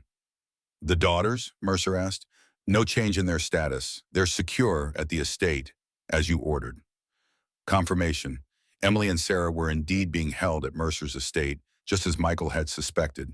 And Robert Parker was here, sedated against his will, prevented from interfering with Mercer's takeover plans. And the documents? In your office safe, sir. The legal team is reviewing them now, identifying any potential vulnerabilities before they're disposed of. Excellent. Once the board vote is complete tomorrow, all of this becomes moot. Parker Development will be absorbed into Mercer Global, the evidence will disappear, and Robert can take a well-deserved retirement, somewhere distant and quiet. The menace beneath the polite phrasing was unmistakable. Parker wouldn't be returning to run his company, ever. And his daughters, sir? A pause. Michael strained to hear the response. A regrettable car accident, perhaps. After their father's medical crisis, the strain was simply too much. Tragic, but these things happen. Cold washed through Michael's veins. Not just kidnapping and corporate espionage, but premeditated murder. Mercer was planning to eliminate Emily and Sarah once they were no longer useful as leverage. The conversation continued, but a nurse approaching the maintenance panel forced Michael to retreat, to resume his disguise as a worker addressing the environmental issue. He moved away slowly, processing what he'd learned, refining his plan accordingly. The stakes had escalated beyond corporate takeovers and personal redemption. This was now quite literally a matter of life and death for the Parker sisters. Michael exited the medical center the same way he'd entered, his mind racing with implications and adjustments to his strategy. The charity event tonight was no longer just an opportunity to confront Mercer. It was perhaps the only chance to save Emily and Sarah before Mercer's endgame played out. Back in his truck, Michael checked the time. 10:42 a.m. The charity event began at 7 o'clock p.m., giving him just over 8 hours to prepare, to transform a desperate gamble into a workable plan. His next stop, the address Jim had provided, where maintenance uniforms and service access to the Grand Hotel awaited. Along the way, he made a call to the disposable phone's only other contact. "It's confirmed," he told Jim when his friend answered. "The sisters are at Mercer's estate, and he's planning to eliminate them once the takeover is complete." Jim's sharp intake of breath carried clearly over the line. "Jesus, Michael, this is way beyond corporate espionage. Have you considered going to the police?" "With what evidence? My word against Mercer's? A convicted felon against one of the city's most prominent businessmen?" Michael's tone was bitter but practical. "Besides, from what I overheard, he has people in the department. Information would reach him before any action could be taken." "Then what's the plan?" "The charity event. I confront Mercer, offer a trade, my silence about what I know for the sisters' freedom. He'll never agree to that. Men like Mercer don't compromise." "I'm counting on that," Michael replied. "His refusal is part of the plan." Jim was silent for a moment. "You're not telling me everything." "Plausible deniability," Michael reminded him. "The less you know, the safer you are." "I don't like this, Michael. It sounds like a suicide mission." Perhaps it was, but Michael had calculated the odds, assessed the risks, determined the load-bearing points of his strategy. Like any well-designed structure, redundancies were built in. Failure in one area wouldn't necessarily cause complete collapse. "Just have everything ready at the service entrance," Michael said. "I'll handle the rest." He ended the call before Jim could protest further, focusing on the road ahead. The city passed in a blur of glass and steel, indifferent to the drama unfolding within its boundaries. Lives hanging in the balance, corruption protected by wealth and influence, justice dependent on the actions of a disgraced engineer with nothing left to lose. Except that wasn't quite true anymore. Michael did have something to lose now, the chance to make things right, to protect Emily and Sarah, to be the man Jessica had always believed he could be. The man he'd glimpsed in himself during those brief moments when he'd confronted Mercer's men at the cabin. The man his children might someday be proud to call father again. The service entrance to the Grand Hotel was exactly as Jim had described, a nondescript door in the alley behind the main building, accessible with the code Jim had provided. Inside, Michael found the maintenance uniform waiting in a locker, along with a huddle ID badge that would grant him access to most areas. "The charity event is in the Crystal Ballroom," Jim explained, joining Michael in the small break room where staff prepared for shifts. "Second floor, East Wing.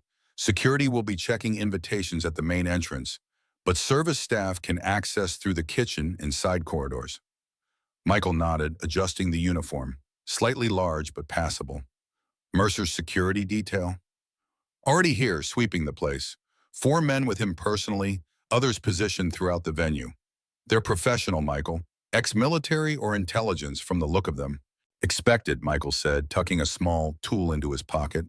a modified utility knife that would pass casual inspection but serve other purposes if needed.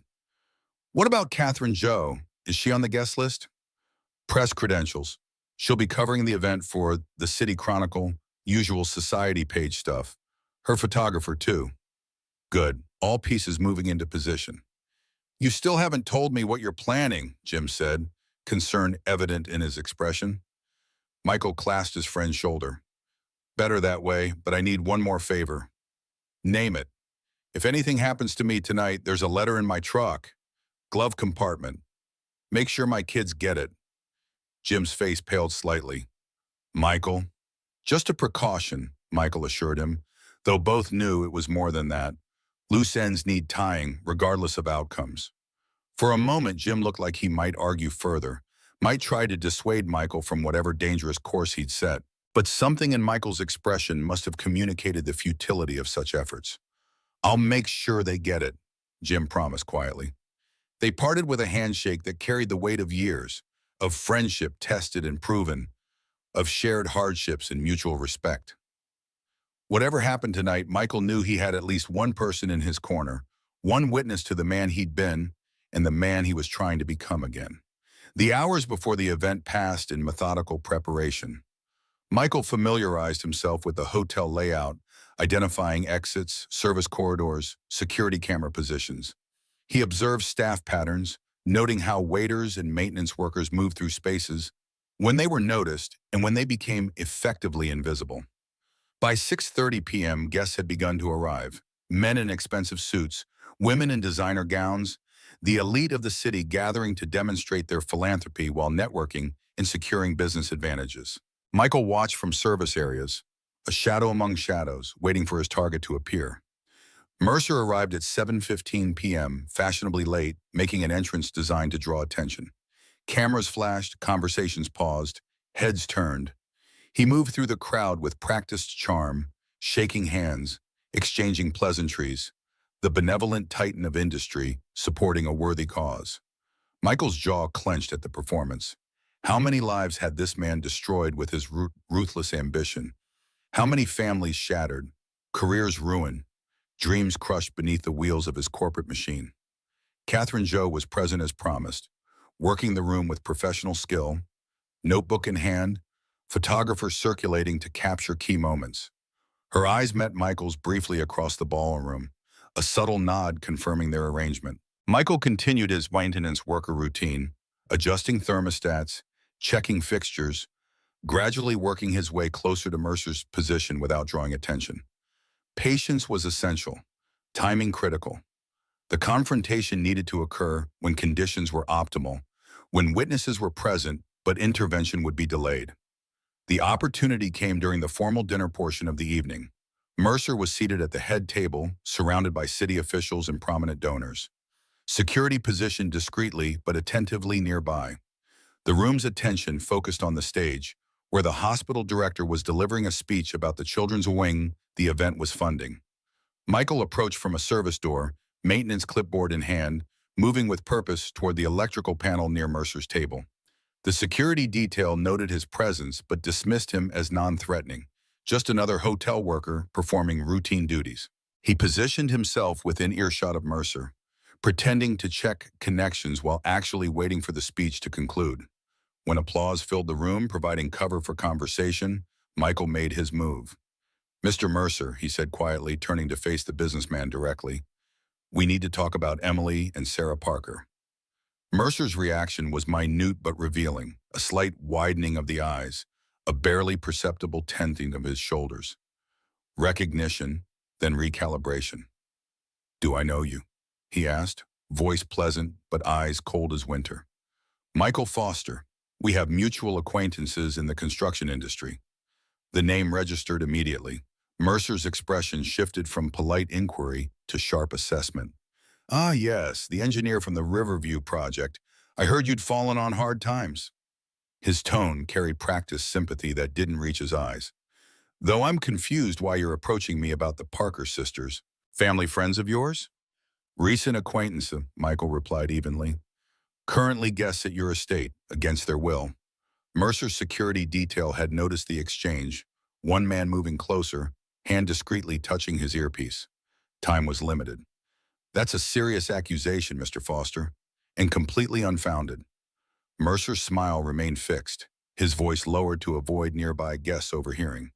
Though I'm curious how a maintenance worker at this hotel would come by such creative information. The same way I came by information about your involvement in the Riverview scandal. The same way I know about your sabotage of Parker development projects. The same way I know Robert Parker is being kept sedated at Lakeside Medical Center until after tomorrow's board vote. Each statement hit its mark. Mercer's facade cracked slightly, genuine surprise briefly visible before control reasserted itself. Interesting theories, he said, signaling subtly to his security. Perhaps we should continue this conversation somewhere more private. I don't think so, Michael countered. My terms are simple. Release the Parker sisters. Tonight. Or everything I know goes public. The evidence they gathered plus what I've assembled on my own. Enough to trigger investigations that even your connections can't quash. Mercer studied him with the cold calculation of a predator assessing prey. You're bluffing, Foster. You have nothing. Try me. The security detail was closing in now, two men positioning themselves behind Michael, another approaching from the side. Guests at nearby tables were beginning to notice the tension, conversations faltering as attention shifted toward the confrontation. I know men like you, Foster, Mercer said, voice hardening. Failed men looking for someone to blame, seeking redemption through futile gestures. He leaned forward slightly. Walk away now. Forget what you think you know. There might still be a place for you somewhere, a job, a fresh start. I can be generous to those who understand their position. And I know men like you, Mercer, Michael replied, standing his ground. Men who believe wealth equals immunity, who think everyone has a price. His voice dropped lower. But some things can't be bought. Some lines can't be crossed without consequences. Mercer's patience visibly thinned. Remove him, he ordered his security detail. Discreetly. The men moved in, one gripping Michael's arm firmly. Sir, you need to come with us. Michael didn't resist, didn't create the scene Mercer was clearly hoping to avoid. Instead, he looked directly at Catherine Zhou, who had positioned herself nearby during the exchange. Their eyes met. She nodded once, understanding the signal. This isn't over, Mercer, Michael said as security began to escort him away. You have until midnight to release the sisters. After that, everything goes public. Mercer's laugh was soft, confident, empty threats from a desperate man. How disappointing. They were moving through the ballroom now, security guiding Michael firmly but without obvious force, maintaining the appearance of a routine removal of an unauthorized person. Guests barely glanced their way, the incident already forgotten amid the glittering conversation and flowing champagne. Catherine Zhou slipped toward the exit, her photographer casually capturing the scene, not obviously focused on Michael's removal, but ensuring it was documented nonetheless. Insurance, just as they'd discussed. The security detail led Michael through service corridors, away from the public areas of the hotel. When they reached a secluded loading dock, their professional restraint evaporated. A sharp shove sent Michael against the wall, a forearm pressed against his throat. Mr. Mercer wants to know exactly what you think you know and who you've told, the lead security man said, his tone making it clear this wasn't a request. Michael had anticipated this reaction, counted on it, in fact. Part of the plan. Everything I know is in a secure location, he managed despite the pressure on his throat. If I don't make a specific call by midnight, it all goes to the authorities and the press, dead man switch. The security man exchanged glances with his colleagues. This complication hadn't been in their briefing. You're lying, he decided, increasing the pressure. No one knew you were coming here tonight. No one's expecting any call from you. Michael smiled despite his position. You think I came alone, unprepared, after what happened at the cabin? A flicker of uncertainty.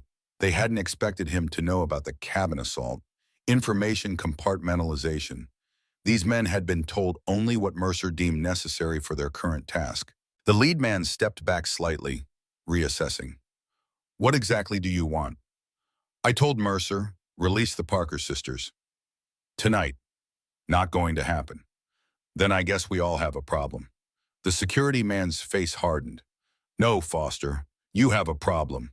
He nodded to his colleagues. Take him to the estate. Mr. Mercer can decide how to handle this after the event.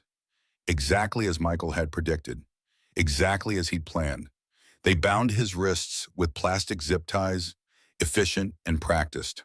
A dark SUV with tinted windows waited in the alley behind the loading dock. Michael offered no resistance as they secured him in the back seat, a guard on either side, the leader taking the wheel. The vehicle pulled into evening traffic, heading north toward Mercer's estate, toward Emily and Sarah. Phase 1 complete. Now came the dangerous part. Mercer's estate loomed from manicured grounds like a modern fortress disguised as a luxury residence. Security gates, perimeter fencing, surveillance cameras mounted at strategic intervals. All the trappings of a man with much to protect and much to hide. The SUV passed through the gates after a brief exchange with guards, proceeding up a curving driveway to the main house. Colonial in style but modernized with sleek additions, the mansion projected wealth and power in equal measure. Michael memorized details as they approached. Guard positions, camera angles, potential access points. Information that might prove useful if his primary plan failed. The security team escorted him efficiently from the vehicle to a side entrance, avoiding the main areas where staff might witness his arrival. Through service corridors similar to those at the hotel, down a flight of stairs, into what appeared to be the renovated basement level Michael had identified in the property records. "Wait here," the lead security man instructed, depositing Michael in a Spartan room with concrete walls and no windows. "Mr. Mercer will deal with you when he returns." The door closed with a heavy thud, the lock engaging with mechanical precision. Michael immediately began examining his surroundings, assessing options, calculating next steps. The room was deliberately austere. A single chair, no other furniture, recessed lighting in the ceiling beyond reach. No obvious vulnerabilities, no convenient tools left within access. Professional work, reflecting Mercer's attention to detail. But no room was completely secure, no design without flaws. Michael's trained eye found what others would miss. The ventilation duct positioned near the floor, the electrical conduit running along one wall, the slight irregularity in the concrete suggesting a recent modification. Information to be filed away, potential advantages to be exploited if necessary. For now, though, he would wait. The current phase of his plan required patience, required Mercer to believe he had regained control of the situation. Time passed without markers, perhaps an hour, perhaps more. Michael used it to rest, to conserve energy for what was to come. He had positioned himself in the chair, appearing passive, defeated, when the door finally opened again. Two security guards entered first, positioning themselves against the wall. Then Victor Mercer himself, still in his tuxedo from the charity event, his expression a mixture of annoyance and curiosity. "Mr. Foster," he began, remaining near the doorway, "you've created quite an inconvenience this evening." "Sorry to interrupt your philanthropy," Michael replied dryly. Mercer's smile was thin. "We both know charity events serve multiple purposes: public relations, networking, tax benefits." He studied Michael with clinical detachment. "What I don't know is why a man in your position would risk what little he has left on a futile gesture." "Maybe I don't have anything left to lose." "Everyone has something to lose, Mr. Foster, even men who believe they have reached bottom." Mercer's tone shifted, came almost conversational. "I've had you investigated since our encounter at the hotel. Fascinating life trajectory. Promising career, destroyed by a single bad decision. Prison time, divorce, estrangement from your children. A classic American tragedy." Michael kept his expression neutral, though the casual recitation of his personal failures stung more than he wanted to admit. "Which brings me back to my question," Mercer continued. "Why involve yourself in matters that don't concern you? The Parkers are nothing to you, Robert's legal troubles even less so." "Let's call it a moral awakening," Michael suggested. "Seeing corruption go unpunished once was enough." Mercer laughed softly. "Moral awakening, how quaint." He moved further into the room, confidence evident in every step. "Morality is a luxury, Mr. Foster, a construct for those who can afford its limitations. The rest of us deal in practicalities." Like sabotaging buildings, endangering lives for profit, kidnapping young women? Crude characterizations of complex business strategies, Mercer dismissed. The Parker sisters are guests, not prisoners. Their father is receiving needed medical care. And as for Project Sabotage, simply market forces at work, accelerated through strategic intervention. Call it what you want, it's still criminal. Only if proven in court, Mercer countered, and evidence has a way of disappearing when handled properly. He gestured vaguely toward the ceiling. Speaking of evidence, your alleged dead man switch. I'm curious about its specifics. Michael maintained his calm exterior. Insurance policy, standard practice when dealing with men known for eliminating problems permanently. And who holds this insurance? The reporter from the Chronicle? Catherine Joe? At Michael's carefully concealed surprise, Mercer smiled. Yes, we noticed your interaction. My security team is quite thorough. A potential complication, but not entirely unexpected. Michael had built redundancies into his plan for precisely this reason. Ms. Joe is one component, he acknowledged. There are others. I doubt that, Mercer said confidently. Men like you, Mr. Foster, isolated, discredited, rarely have extensive support networks. More likely you have a single ally, perhaps this reporter, perhaps someone else. Manageable in any case. The dismissal was calculated to provoke, to push Michael into revealing more than intended. He recognized the tactic and avoided the trap. Believe what you want, he said with a shrug. Midnight approaches. Release the Parker sisters, and all this ends quietly. Mercer checked his watch, an understated timepiece that probably cost more than Michael earned in a year. It's 10:47 p.m., he noted, which gives me over an hour to resolve this situation permanently. His gaze hardened. Where are the copies of the documents the sisters had? Who else knows about their allegations? Insurance policy details aren't shared with the target, Michael replied. Mercer's composed facade cracked slightly, irritation bleeding through. Your position here is precarious, Mr. Foster. Cooperation would be advisable. I've never been good at taking advice. Ask my ex-wife. The attempt at humor fell flat against Mercer's growing impatience.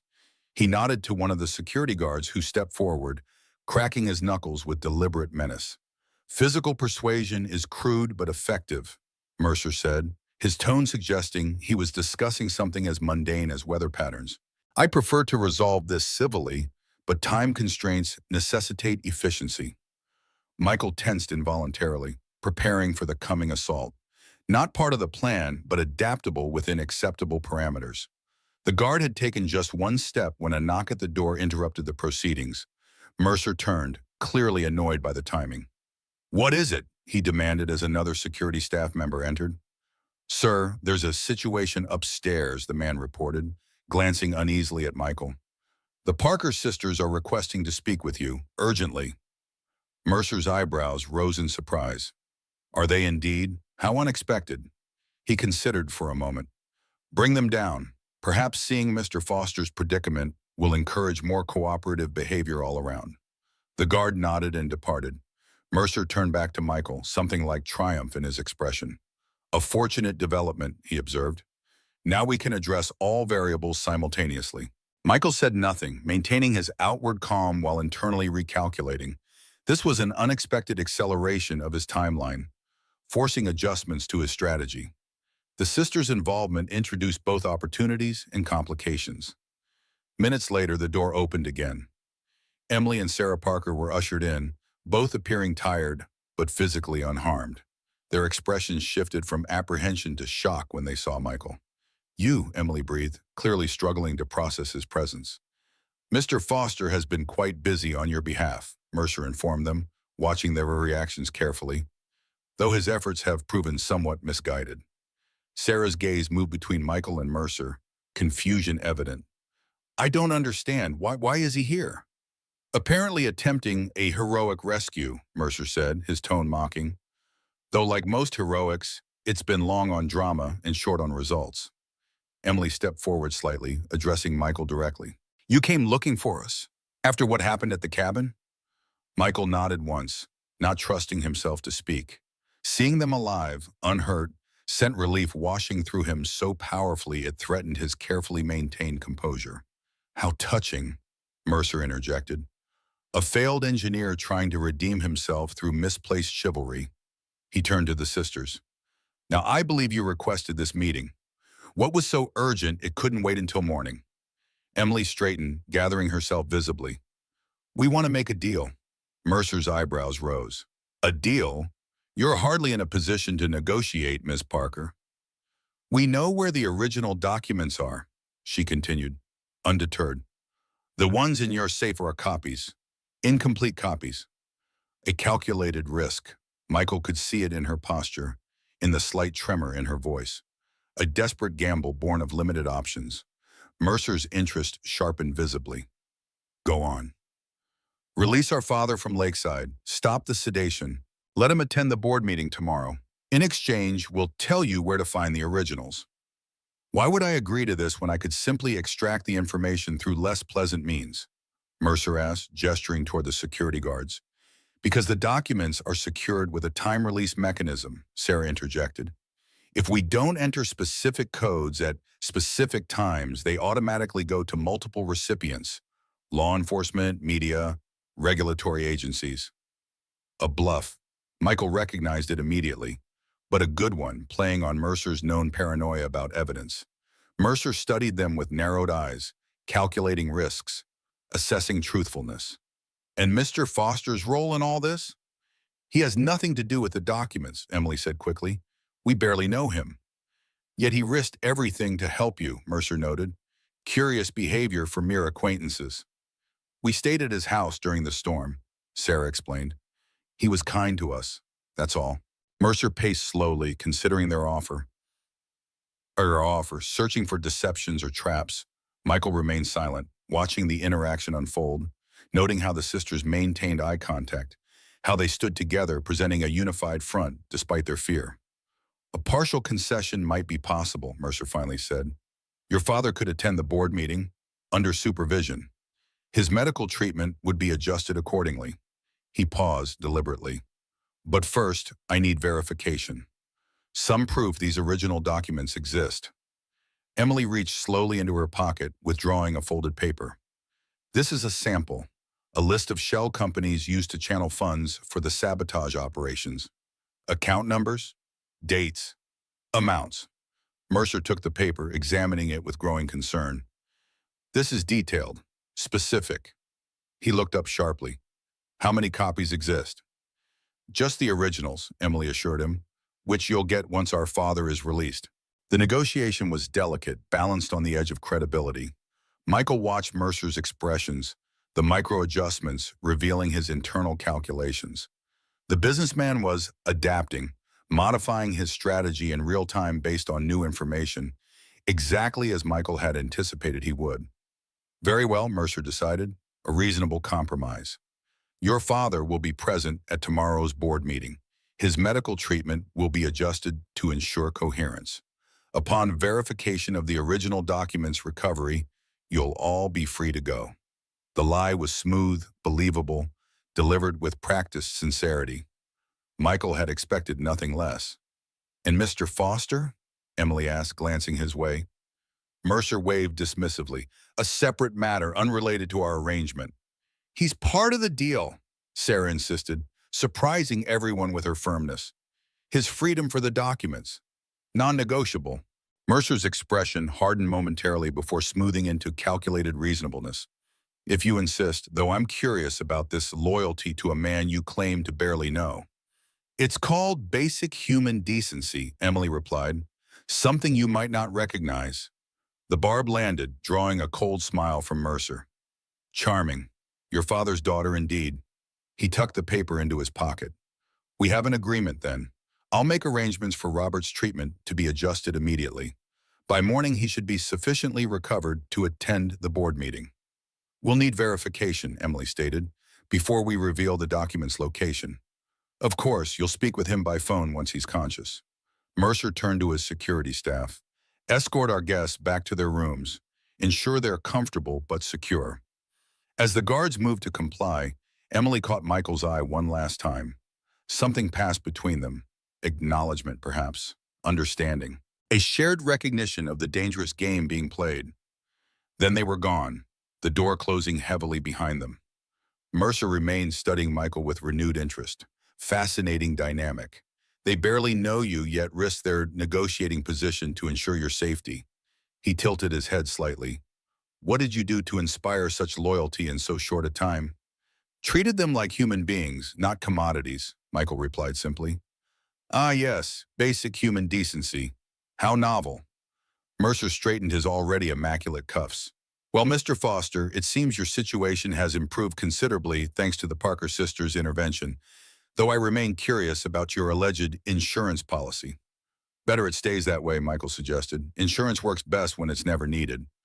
Mercer smiled thinly. Indeed. He moved toward the door. Rest assured, we'll revisit this conversation after tomorrow's board meeting. Once Parker development is secured, certain loose ends will require trimming. The threat was clear, delivered with the casual confidence of a man accustomed to eliminating obstacles without consequence. Looking forward to it, Michael replied, matching Mercer's tone. After Mercer departed, the security guards remained, watching Michael with professional detachment. The room fell into tense silence, broken only by the faint hum of the ventilation system. Michael settled back in his chair, outwardly calm, internally alert. Phase 2 was complete. He was inside Mercer's estate, had confirmed the sisters' safety, had witnessed Mercer's strategy adjustments firsthand, all proceeding according to plan, with minor variations within acceptable parameters. Now came the waiting, the final preparations, the execution of a strategy months in the planning but days in the making. Midnight approached, not as a deadline but as a starting point. The real confrontation was yet to come. The game was entering its final stage. The night passed with excruciating slowness. Michael remained in the Stark holding room, the security guards changing shifts once as midnight came and went. No one mentioned his alleged deadline, confirming his assessment that Mercer had recognized the bluff for what it was. That was fine. The deadline had never been the true trigger for his plan. By 5:00 a.m., Michael had mentally reviewed every aspect of what was to come, identifying potential failure points, calculating on alternatives, preparing for variables. Engineering principles applied to human systems, stress points, load-bearing elements, failure thresholds. Every structure had its breaking point, even one as carefully constructed as Victor Mercer's empire. The door opened at 5:37 a.m., revealing the lead security officer from the previous night. Up, he ordered curtly. Mr. Mercer wants you present for the morning's activities. Michael rose without resistance, allowing them to check his restraints before escorting him from the room. They moved through the basement corridor into an elevator, ascending to the main level of the mansion. The contrast was stark, from utilitarian detention to obscene luxury in the space of a short ride. Polished marble floors reflected soft lighting from crystal fixtures. Original artwork adorned walls paneled in exotic hardwoods. Every element spoke of wealth accumulated without regard to cost, displayed to impress and intimidate in equal measure. They led him to a spacious home office, where Victor Mercer sat behind a desk that probably cost more than most people's cars. He was already dressed in a tailored suit despite the early hour, reviewing documents with focused attention. Mr. Foster, he acknowledged without looking up. I trust your accommodations were adequate. 5 stars, Michael replied dryly. I'll leave a glowing review. Mercer's lips twitched in what might have been amusement, maintaining humor in adverse circumstances. Admirable, if futile. He finally raised his gaze from the papers. I've been considering our situation overnight. Your intervention, while irritating, has actually accelerated my timeline in useful ways. Happy to help, Michael said, keeping his tone neutral despite the anger simmering beneath. Indeed, Mercer gestured to a chair positioned opposite his desk. Sit. We have matters to discuss before the day's events unfold. Michael remained standing, a small resistance. I prefer to stand. Mercer shrugged, unconcerned. As you wish. He leaned back in his chair, studying Michael with clinical detachment. I've been researching your background more thoroughly. Your work before the Riverview incident was quite impressive. Innovative structural solutions for challenging environments. awards from industry associations, patents for specialized reinforcement techniques. The unexpected acknowledgement of his past accomplishments caught Michael slightly off guard, though he maintained his impassive expression. "You had genuine talent, Mr. Foster," Mercer continued, "before your unfortunate decisions. My only unfortunate decision was believing the system would punish corruption," Michael replied. Mercer smiled thinly. "The system serves those who understand its true operating principles. Merit is secondary to strategic positioning." He paused, tapping a finger thoughtfully against his desk. "Which brings me to a proposition." Michael said nothing, waiting. "Parker Development will be mined by noon today," Mercer stated with absolute confidence. "The board vote is a formality at this point. With Robert present but clearly diminished, his objections will seem like the desperate flailing of a man in decline. The evidence his daughters gathered will be dismissed as fabrications born of familial loyalty." "And then what?" Michael asked. "The sisters have an unfortunate accident. Robert retires to somewhere distant and controlled. Business as usual?" "Crude but essentially accurate," Mercer acknowledged without a hint of shame. "Though your presence introduces a complication I've been considering how to address." He leaned forward slightly. "What if instead of elimination, I offered opportunity?" Michael's eyebrows rose despite himself. "Excuse me? Your engineering expertise, combined with your unique perspective on corporate ethics, could be valuable in the right context. With proper oversight, of course." Mercer's expression remained calculated, assessing. "Parker Development will need a new head of engineering after the acquisition. Someone with technical credibility, but without the political capital to cause problems." The offer was so unexpected that Michael almost laughed. "You're offering me a job? After everything that's happened?" "Business is business, Mr. Foster. Personal animosities are inefficient." Mercer waved a hand dismissively. "Your career was destroyed over principles. Admirable but pointless. I'm offering redemption, financial security, a chance to work in your field again." "In exchange for silence and compliance," Michael concluded. Naturally, Mercer spread his hands. "Consider it pragmatically. At your age, with your record, opportunities are severely limited. This may be your last chance to reclaim some fraction of the life you lost." The proposition hung in the air between them, tempting in ways Michael hadn't anticipated. To work as an engineer again. To practice the profession he'd loved, that had defined him before everything collapsed. To escape the grinding poverty and isolation of his current existence. All it would cost was his integrity. The final surrender of the principles he'd sacrificed everything to uphold. "You present an interesting offer," Michael said carefully. Mercer's expression shifted slightly, satisfaction bleeding through his composed facade. He believed he'd found Michael's price. "Consider it a mutually beneficial resolution," Mercer suggested. "You regain professional standing. I acquire your expertise and eliminate a potential problem. The Parker situation resolves itself without unnecessary complications." Michael allowed a thoughtful expression to cross his face, as if genuinely tempted. "And if I agree, what happens today?" "You'll accompany us to the board meeting as my consultant," Mercer explained. "Your presence will actually lend credibility to the transition. The disgraced engineer who opposed Robert Parker now supporting the new leadership. A powerful symbolic statement." "And the sisters?" "Will remain here until matters are finalized. After that," Mercer shrugged slightly, Their future depends largely on their ability to accept new realities." Translation: "Their fate remained execution, just delayed until after Michael's cooperation was secured." "I need to think about it," Michael said, maintaining the pretense of consideration. "Of course," Mercer checked his watch. "Though not extensively. We depart for the board meeting in 90 minutes. I'll need your decision before then." A knock at the door interrupted them. One of Mercer's security team entered, his expression carefully neutral. "Sir, Dr. Levinson from Lakeside is on the line. Says it's urgent regarding Mr. Parker." Mercer frowned slightly at the interruption. "Put him through to my private line." He looked back at Michael. "Consider my offer carefully, Mr. Foster. It's significantly more generous than the alternatives." The security guard led Michael to a sitting area adjacent to the office, positioned where he could be observed but not overhear Mercer's phone conversation.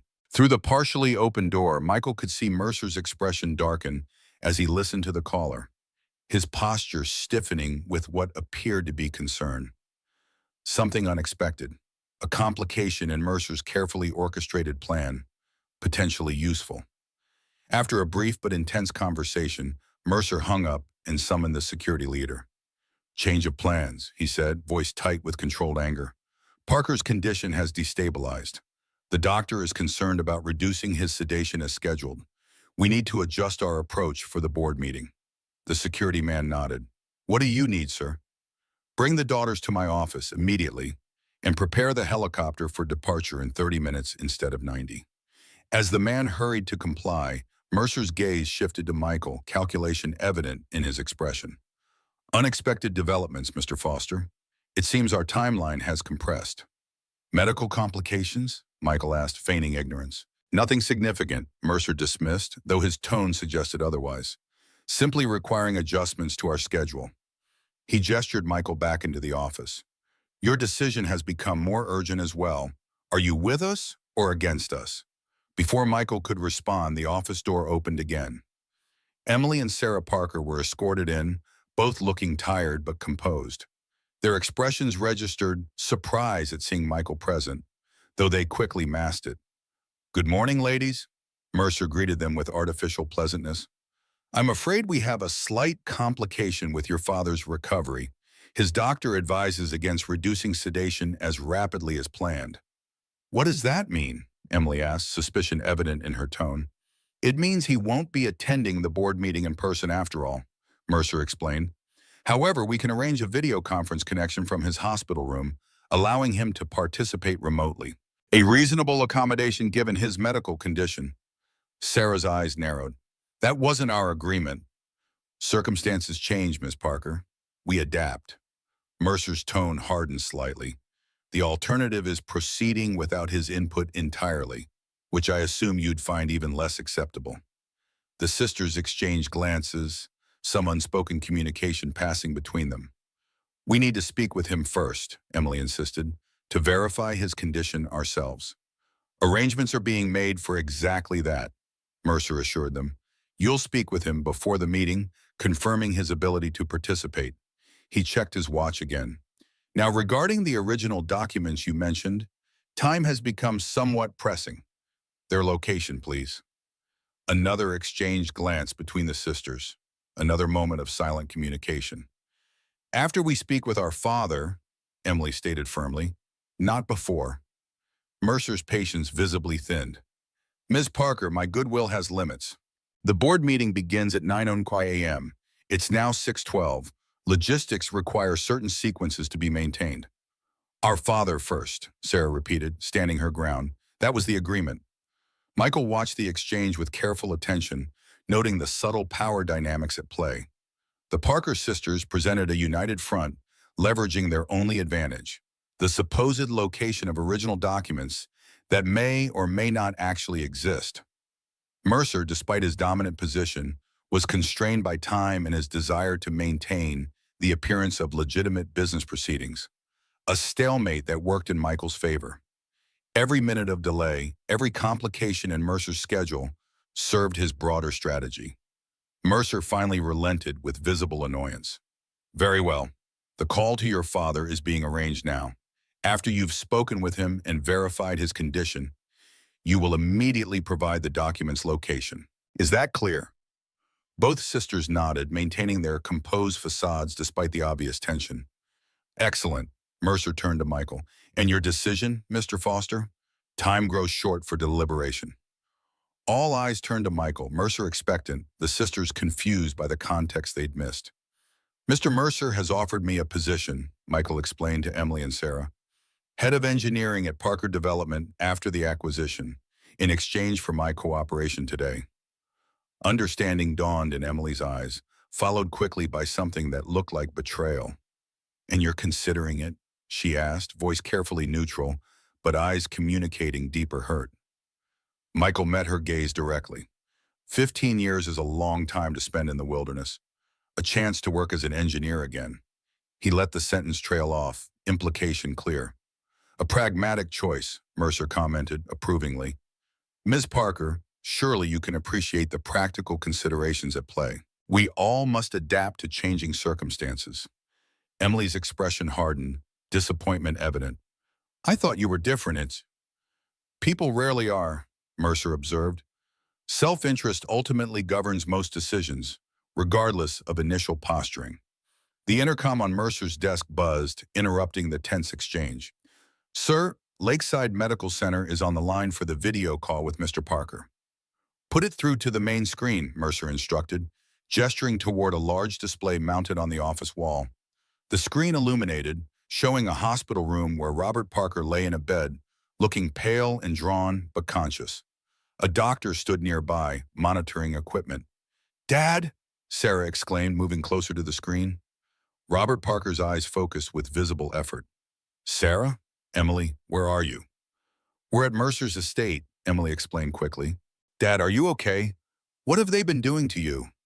Keeping me sedated, Robert replied, his voice raspy but coherent. Until I agreed to support the merger. Mercer stepped into view of the camera. Robert, good to see you recovering. We're discussing arrangements for your participation in today's board meeting. A video link seems the most appropriate given your condition. Robert's expression hardened at the sight of Mercer. Victor, still hiding behind medical pretexts and security teams? Some things never change. While others change dramatically, Mercer countered smoothly, such as board allegiances and stock positions. Today's vote is a formality, Robert. Your participation is courtesy, not necessity. We'll see about that, Robert responded, stronger than his physical appearance suggested. My daughters have evidence of your illegal activities, evidence that will be presented to the board before any vote. Mercer's smile didn't reach his eyes. Ah yes, the alleged evidence. Your daughters have been quite secretive about its exact location. Perhaps you could encourage them to be more forthcoming. Time is rather pressing. Robert's gaze shifted back to his daughters. Emily, Sarah, don't tell him anything. The original documents are safe where we discussed. Mercer is desperate because he knows they'll destroy him. That's enough, Mercer snapped, gesture for his security team. Terminate the call. We've verified Mr. Parker's condition as promised. Wait, Emily protested. We need more time. The screen went black as the call was cut, leaving Emily's objection hanging in the suddenly silent room. Now, Mercer said, his pleasant facade dropping away, replaced by cold determination. The document's location. Immediately. Emily straightened, composing herself after the abrupt end of the call. Our father clearly wasn't in any condition to participate meaningfully in a board meeting, even remotely. Your assessment is noted, Mercer dismissed. The documents, Miss Parker. You'll get them after the board meeting, she stated firmly, when we're certain our father isn't being coerced. Mercer's expression darkened. That wasn't our arrangement. Neither was terminating our call prematurely, Sarah countered. Circumstances change, we adapt. Using Mercer's own words against him was a calculated risk. Michael tensed, prepared for the businessman's anger to manifest in more dangerous ways. But Mercer surprised them all by laughing, a short, sharp sound devoid of genuine humor. Well played, Ms. Parker. Your father taught you well. His amusement vanished as quickly as it had appeared. Unfortunately, you've miscalculated the leverage dynamics at play. He pressed a button on his desk intercom. Bring in our contingency. Moments later, the office door opened.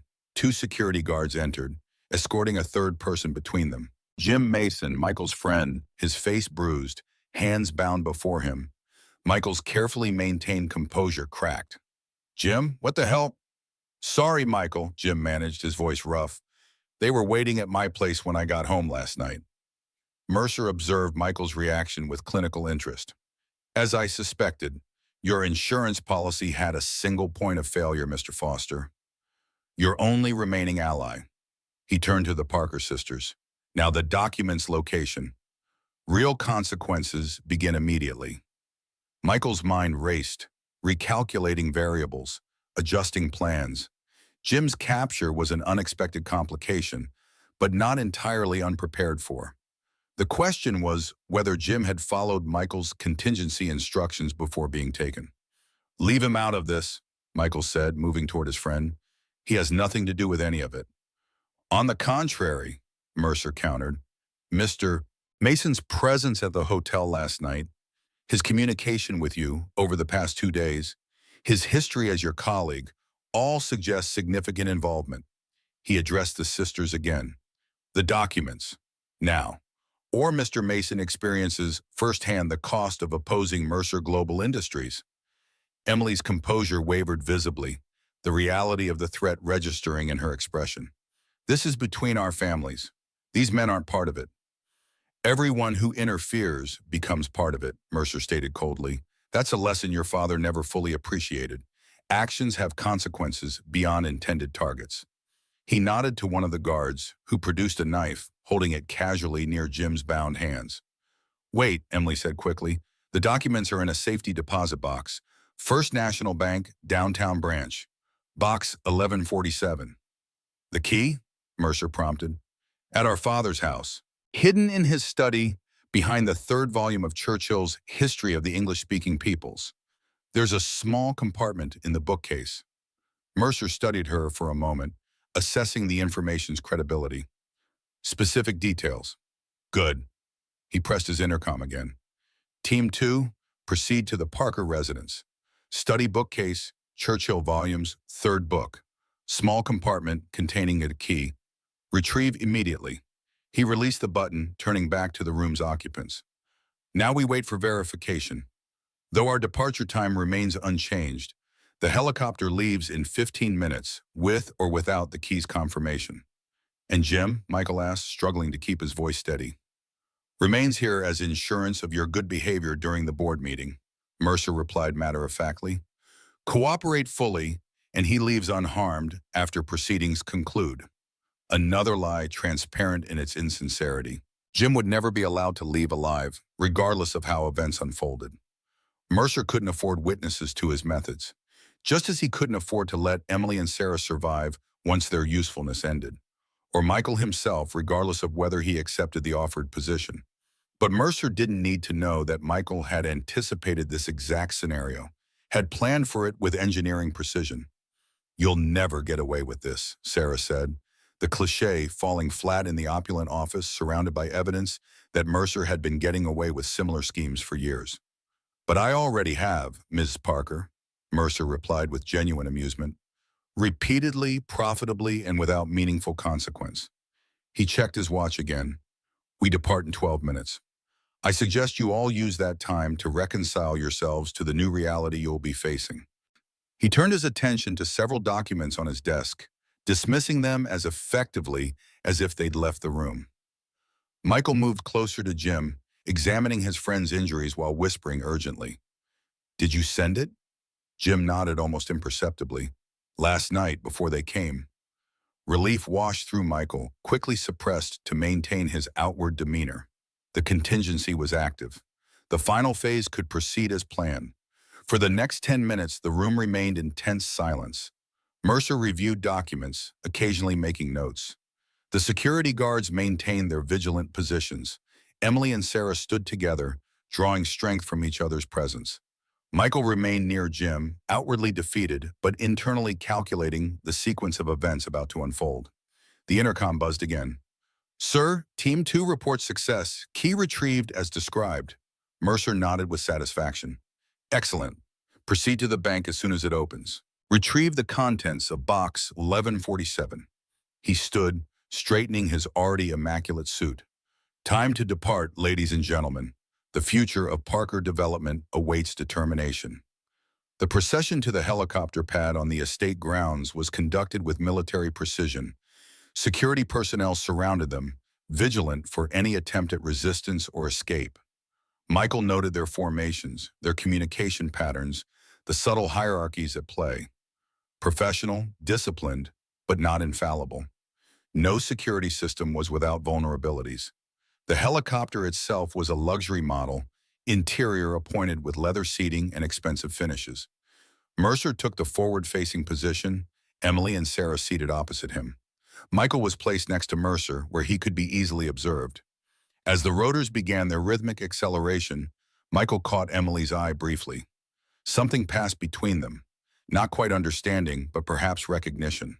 Recognition that despite appearances, despite his seeming capitulation to Mercer's offer, something else was in motion beneath the surface. The helicopter lifted smoothly, banking toward the city skyline visible in the distance. Below them, Mercer's estate receded, its manicured grounds and security perimeter diminishing with altitude. Beautiful morning for a corporate acquisition, Mercer observed conversationally, as if they were all willing participants in a routine business transaction. No one responded, the forced pleasantry falling flat against the reality of their situation. The flight to Parker Development's headquarters took 17 minutes. Michael spent each one in focused preparation, mentally reviewing what was to come, identifying potential variations, calculating responses. The engineer's approach to problem solving applied to what would likely be the most consequential confrontation of his life. Parker Development occupied the upper floors of a downtown tower, not the tallest in the skyline, but impressive nonetheless. The helicopter settled onto the rooftop landing pad, where another security team waited to escort them to the boardroom. As they disembarked, Michael noted the increased security presence. Mercer was taking no chances with this final stage of his acquisition plan.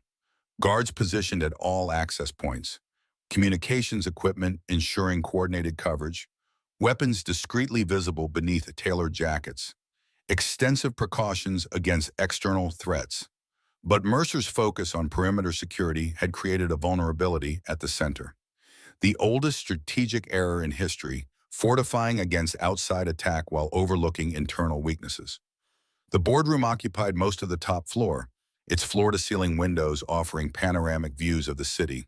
A massive table dominated the space, surrounded by leather chairs currently occupied by board members engaged in pre-meeting conversations.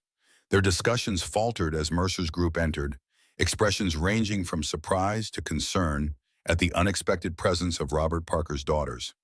"Ladies and gentlemen," Mercer greeted them expansively, "thank you for accommodating the adjusted schedule. Events have progressed more rapidly than anticipated, necessitating today's decisive action." One of the board members, an older woman with shrewd eyes and a formidable presence, spoke up immediately. "Victor, perhaps you could explain why Robert's daughters are present and who these other gentlemen are?" Her gaze lingered on Michael, assessing. "Of course, Margaret," Mercer replied smoothly. "Emily and Sarah Parker are here as observers of the proceedings, given their father's investment in the company's future.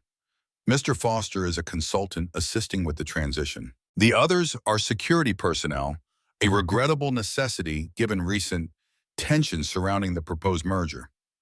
Margaret's expression suggested she found this explanation incomplete, but chose not to press further. "And Robert, will he be joining us?" "Via video link," Mercer confirmed. "Medical considerations prevent his physical presence, but technology allows his participation nonetheless." He gestured to a technician waiting near a large screen at one end of the boardroom. "Please establish the connection to Lakeside Medical Center." As the technician worked, board members shifted uncomfortably, the unusual circumstances clearly creating unease. Several glanced at Emily and Sarah with expressions ranging from sympathy to curiosity. The screen flickered to life, showing Robert Parker in his hospital room, positioned to address the board. He looked marginally better than during the earlier call, though still clearly affected by whatever sedatives remained in his system. "Robert," Margaret acknowledged, concern evident in her tone. "How are you feeling?" "Well enough to address this board regarding Victor Mercer's hostile takeover attempt," Robert replied, his voice stronger than his appearance suggested, "and to present evidence of illegal activities that should immediately terminate any consideration of this merger." Mercer stepped forward smoothly. "Robert's medical condition has unfortunately affected his judgment. The evidence he references consists of fabricated documents created in a misguided attempt to derail legitimate business proceedings." "They're not fabricated," Emily interjected, drawing all eyes to her. "And they're not the only copies." Mercer's expression hardened momentarily before smoothing back into professional concern. "Ms. Parker, while your loyalty to your father is admirable, this board meeting has specific procedural requirements that must be followed, including full disclosure of relevant information before voting, Margaret noted, her gaze sharpening. If evidence exists regarding illegal activities, this board has a fiduciary responsibility to examine it. Of course, Mercer agreed, and we will. But proper review requires authentication processes that cannot be conducted in this setting. Proceeding with the vote as scheduled allows corporate operations to continue uninterrupted, while any allegations are investigated through appropriate channels. The maneuvering was skillful, Michael had to admit, acknowledging the allegations while simultaneously undermining them and pushing for the vote that would render them effectively moot once Mercer controlled the company. I believe we should hear what evidence exists before proceeding, Margaret insisted, several other board members nodding in agreement. Mercer's jaw tightened almost imperceptibly. As you wish. Though I must note for the record my objection to unsubstantiated accusations being given equal weight to documented business analysis. He turned toward Emily and Sarah. The floor is yours, ladies. Present your evidence to the board. Emily stepped forward confidently. Board members, over the past 18 months, Parker development projects have experienced a series of accidents and setbacks that appeared unrelated, but follow a clear pattern when examined collectively. She proceeded to outline what Michael had already learned. The sabotage operations, the bribery of inspectors, the shell companies used to channel funds. Her presentation was concise, articulate, delivered with the precision of someone who had grown up absorbing business acumen through osmosis. The documents supporting these allegations are currently being retrieved from secure storage, she concluded. But their absence doesn't diminish the pattern evident in what you've already seen. Victor Mercer orchestrated these failures to devalue Parker Development, making his hostile takeover both possible and profitable. The boardroom had grown increasingly tense during her presentation. Several members were taking notes, others exchanging concerned glances. Margaret's expression had hardened into something approaching outrage. These are serious allegations, she stated, addressing Mercer directly. Your response? Mercer had maintained his composed facade throughout Emily's presentation, but Michael noted the subtle signs of tension, a tightness around his eyes, a slight rigidity in his posture. Correlation presented as causation, he dismissed smoothly. Yes, Parker Development has experienced setbacks. All companies do, particularly in construction and development. Linking these normal business challenges to some elaborate conspiracy is absurd on its face. He spread his hands in a gesture of reasonableness. I understand Robert's reluctance to acknowledge management failures. It's human nature to seek external blame for internal shortcomings. The subtle undermining was effective, planting seeds of doubt while maintaining an appearance of professional respect. Several board members seemed swayed by his response, their expressions shifting towards skepticism regarding Emily's claims. Perhaps we should proceed with the scheduled vote, one of them suggested, while further investigation occurs in parallel. Mercer nodded approvingly. A sensible approach. Corporate governance must continue despite distractions. Michael had remained silent throughout the exchange, watching the dynamics unfold, waiting for the precise moment to intervene. That moment had arrived. Before you vote, he said, his voice carrying clearly across the boardroom, there's something else you should know. All eyes turned to him, expressions ranging from curiosity to annoyance at yet another interruption. Mr. Foster, Mercer warned quietly, remember our arrangement. Michael ignored him, addressing the board directly. 15 years ago, I was the lead structural engineer on the Riverview project. I discovered substandard materials being used that compromised the building's integrity. When I reported this to Robert Parker, he threatened me if I went public. I resigned in protest. Robert Parker's image on the screen showed clear confusion. That's not what happened. 3 months later, Michael continued, I was arrested for fraud, convicted of falsifying documents, embezzling project funds, sentenced to 16 months in prison, my career destroyed, my reputation ruined. The boardroom had gone completely silent, all attention fixed on Michael's unexpected testimony. What I didn't know then, he continued, was that Victor Mercer was behind it all. He arranged for the substandard materials. He created the falsified documents with my forged signature. He purchased the Riverview project at a fraction of its value after the scandal broke. Mercer's composure cracked visibly. These are absurd accusations from a disgraced engineer with obvious motives for revenge. Not accusations, Michael interrupted. Facts, documented by evidence that has been delivered this morning to the SEC, the District Attorney's Office, and 3 major news outlets. The claims silenced Mercer momentarily, uncertainty flickering across his features as he calculated whether Michael was bluffing. What evidence? He demanded. Financial records showing your purchase of the shell companies that supplied the substandard materials. Witness testimony from construction workers who were paid to substitute materials after inspections. Banking transfers linking you to the judge who presided over my case. Michael's voice remained steady, each statement delivered with the precision of an engineer presenting conclusive data. Impossible, Mercer declared, though with less conviction than before. Those records were destroyed years ago. The inadvertent admission hung in the air, damning in its implications. Some were, Michael acknowledged, but not all. People keep insurance policies, Victor, especially people you've betrayed. Margaret leaned forward, her expression intense. Mr. Foster, are you saying you have documentation proving Mr. Mercer engaged in criminal activities 15 years ago and in the current situation with Parker Development? Yes, Michael confirmed. Documents, witness statements, financial records, everything needed to establish a pattern of corporate sabotage and fraud spanning decades. This is preposterous, Mercer snapped, abandoning his calm facade entirely. Foster is a convicted felon attempting to deflect blame for his own criminal actions. Then you won't mind answering some questions from the authorities, said a new voice from the boardroom entrance. All heads turned to see a woman in a suit, flanked by several uniformed police officers. She held up a badge. Detective Ramirez, Financial Crimes Division. We have some questions for Mr. Mercer regarding allegations of corporate sabotage, fraud, and false imprisonment. Mercer's security team tensed, hands moving toward concealed weapons.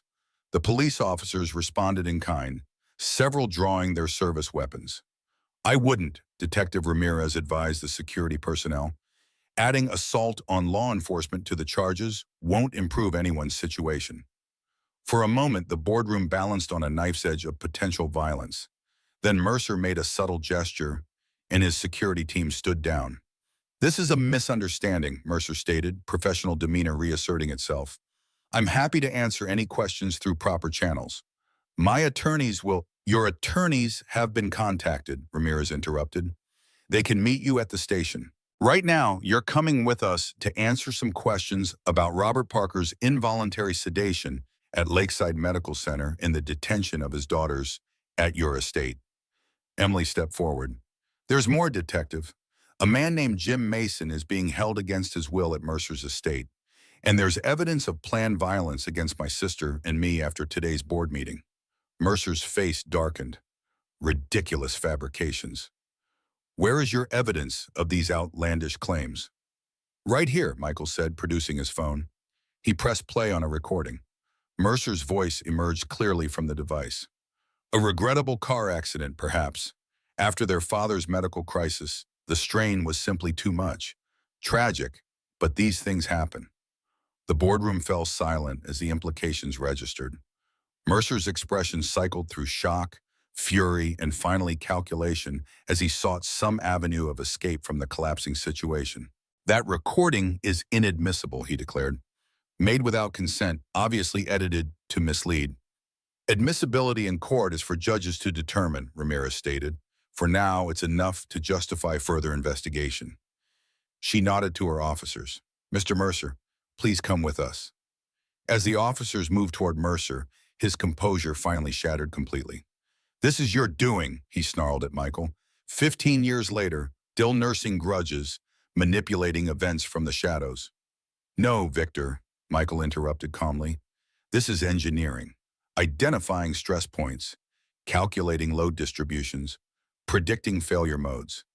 You built an empire on corruption and intimidation, structurally unsound from the beginning. It was always going to collapse eventually. The officers led a still protesting Mercer from the boardroom, his security team following under separate police escort. The board members sat in stunned silence, trying to process the dramatic interruption of what they had expected to be a routine, if contentious, meeting. Margaret was the first to recover her composure. I believe, she said dryly, that the vote on the proposed merger should be postponed pending further developments. Murmurs of agreement rippled around the table. On the video screen, Robert Parker looked equally stunned. Michael, he said, his voice unsteady, I don't understand. After what happened between us, this wasn't about you, Robert, Michael replied honestly. It never was. It was about what's right. Always has been. Robert's expression registered a complex mixture of emotions. Gratitude, shame, regret. I owe you an explanation about Riverview, about what really happened.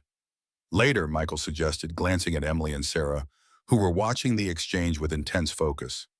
Your daughters need you now, and there's the matter of your medical situation to address. I'll handle that, Detective Ramirez assured them, having remained behind while her officers escorted Mercer out. Medical personnel are already en route to Lakeside to ensure Mr. Parker receives appropriate care, and a team is heading to Mercer's estate to secure the premises and free Mr. Mason. Emily approached Michael, her expression a mixture of awe and confusion. You planned all of this from the beginning. Not from the beginning, Michael admitted, but from the moment at the cabin when I realized who we were dealing with. Everything since then has been calculated. Including accepting his job offer, Sarah asked, joining them. That was an act? A necessary component, Michael confirmed. Mercer needed to believe he'd found my price, that I could be bought, controlled. Why didn't you tell us? Emily asked, a hint of hurt in her voice. Because your reactions needed to be genuine. Mercer was exceptionally good at reading people, at detecting deception. Your belief that I might betray you had to be real. Understanding dawned in Emily's eyes. The reporter, Catherine Joe, she was part of your plan too? Michael nodded. Insurance policy, among other things. She received documentation about Mercer's activities past and present, with instructions to publish if anything happened to me. But more importantly, she had contacts in law enforcement who could be trusted, Detective Ramirez among them. And Jim, Sarah asked, contingency planning. If he was captured, he had instructions to activate certain protocols, which he did before Mercer's men reached him. The boardroom had gradually emptied as directors departed, many on phones arranging emergency consultations with legal teams. Margaret approached their small group, her expression thoughtful. Mr. Foster, she said, extending her hand, I suspect Parker Development owes you a significant debt. Michael shook her hand briefly. I did what anyone should have done, given the information available. False modesty doesn't suit an engineer of your caliber, she observed with surprising insight. When this situation stabilizes, I hope you'll consider returning to your profession. Talents like yours shouldn't be wasted.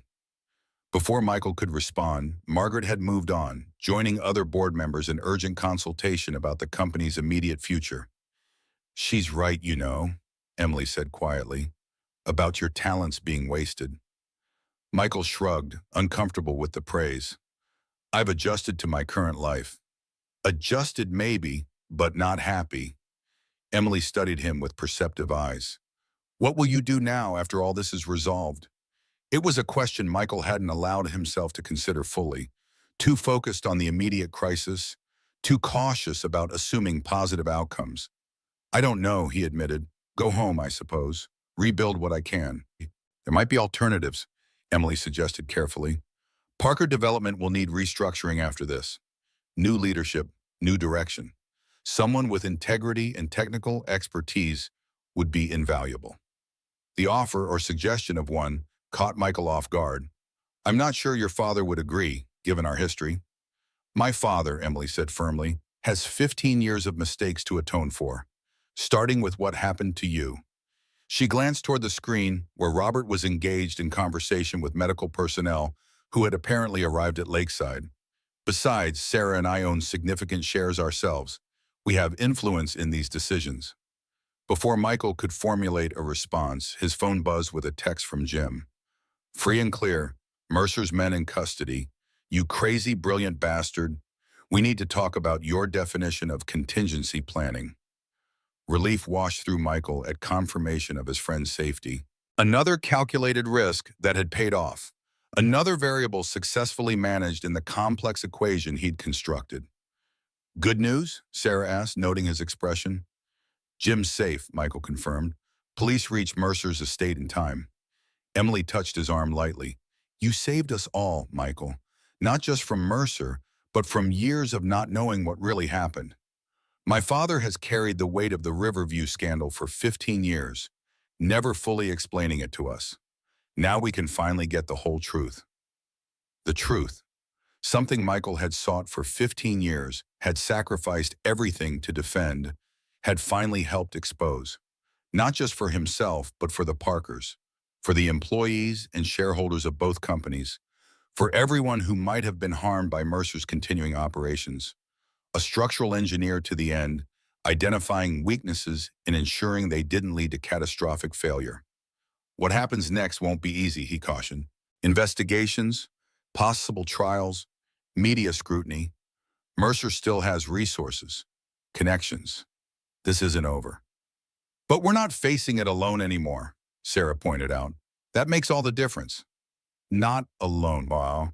The words resonated more deeply than Michael had expected. For 15 years, he'd been fighting his battles in isolation, carrying his burdens without support.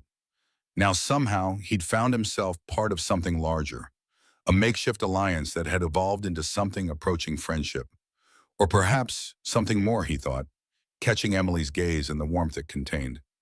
Detective Ramirez approached their group.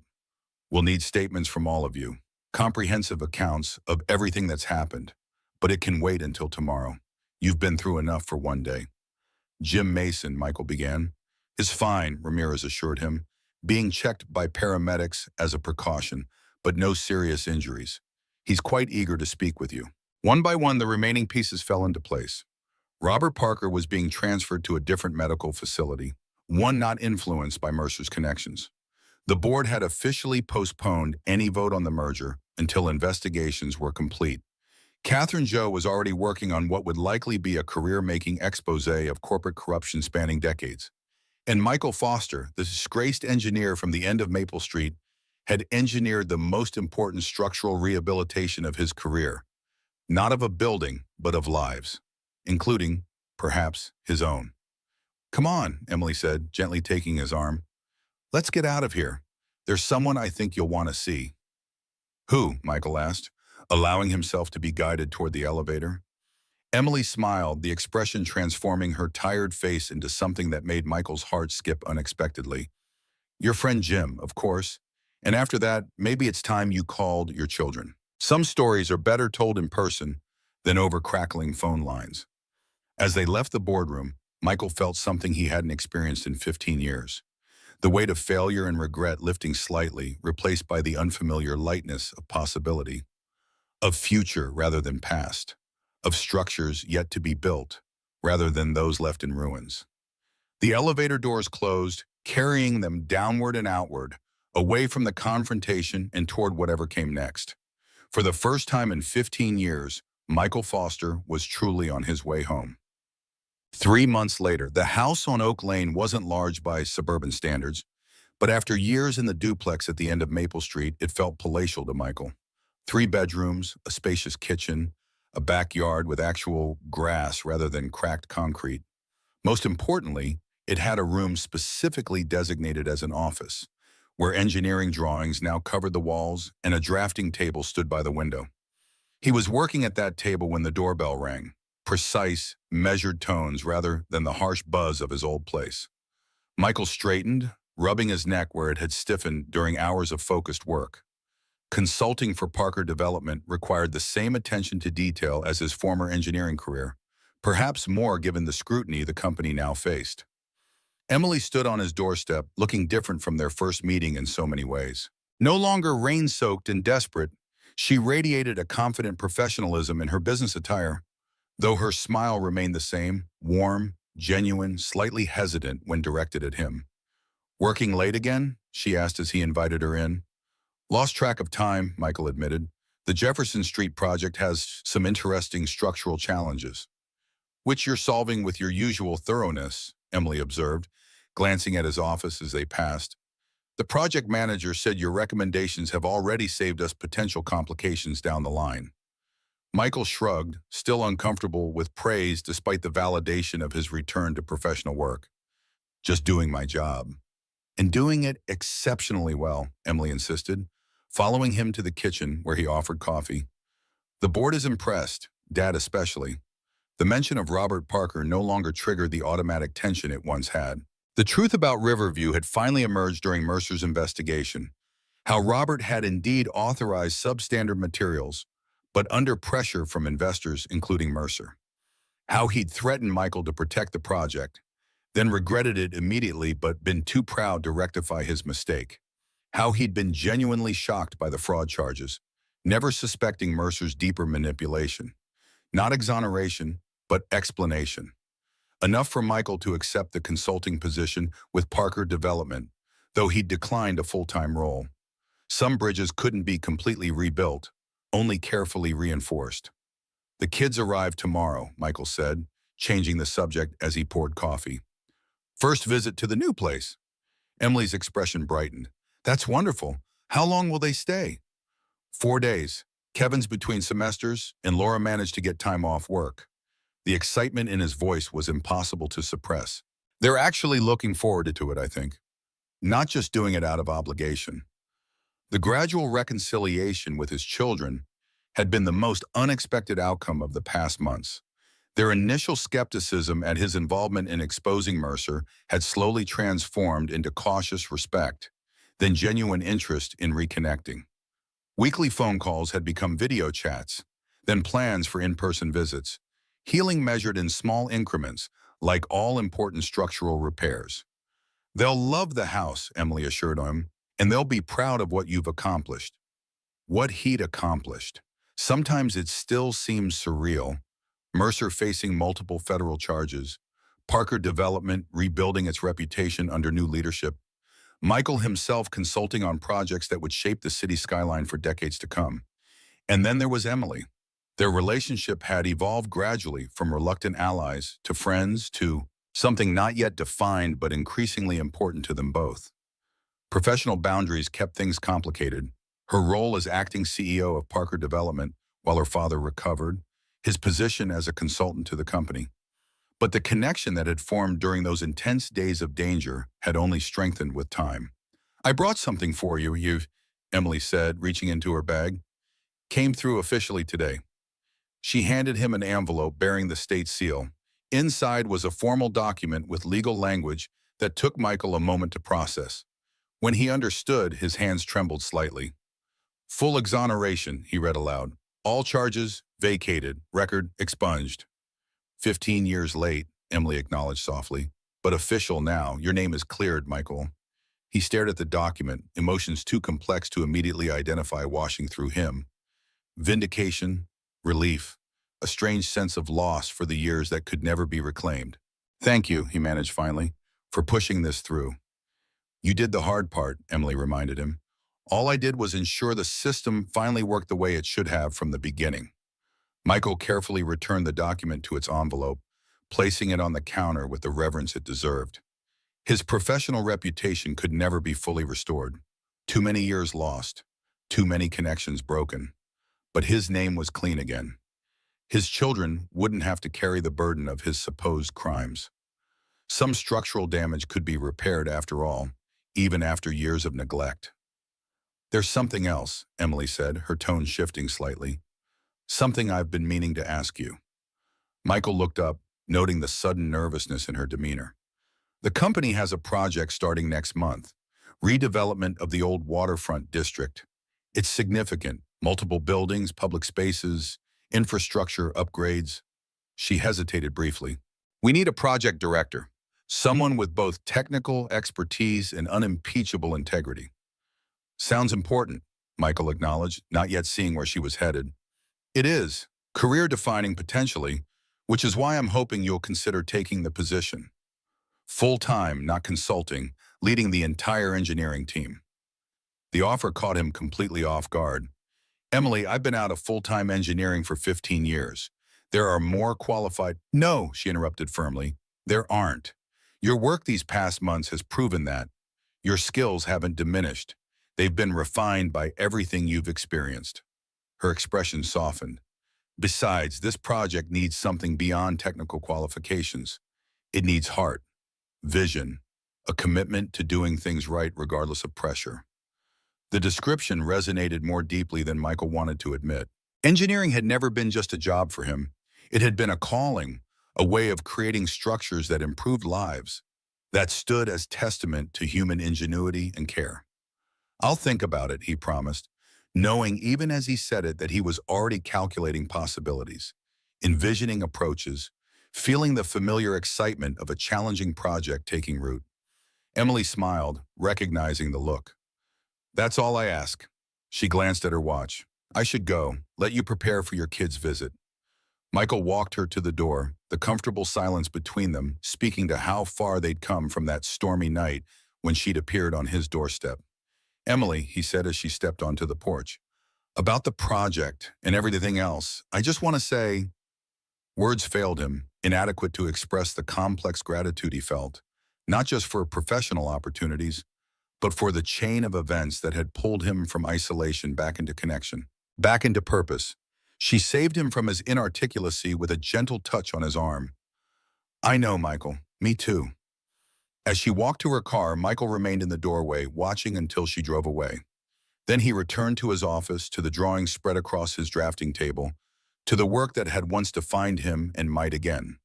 But not just the work, the principles behind it, the dedication to integrity that had cost him everything and ultimately returned more than he'd lost. The commitment to building things that would last, that would withstand the storms life inevitably brought. On his desk, a framed photograph caught the evening light. Michael with Kevin and Laura during their first reunion dinner, all three smiling with tentative hope.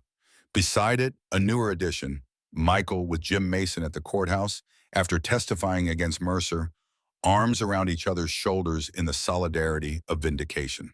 And tucked in the corner of the frame, a small newspaper clipping. Not the headline exposing Mercer's crimes, though he had that preserved elsewhere. Just a simple quote from Catherine Zhou's article about the case. "Sometimes the strongest structures are built by those who understand what it means to fall." Michael traced the words lightly, recognizing their truth. He had fallen, had lost everything he valued, had spent 15 years in a wilderness of his own making, but he had rebuilt. Not the same structure as before. That was impossible. Something new, incorporating the lessons of failure, designed to withstand different pressures, to serve different purposes. An engineer to the end, creating from ruins, calculating load-bearing capacities, ensuring stable foundations, building something that would last. Michael returned to his drawings, to the waterfront project he was already designing in his mind, to the future unfolding before him. Unexpected, unplanned, but welcome. Beyond his window, the sun was setting, painting the sky in shades of promise. A new day would come tomorrow. His children would arrive.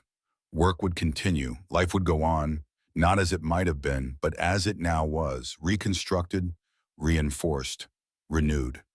For the man who had once lived at the end of Maple Street, it was more than enough. It was everything.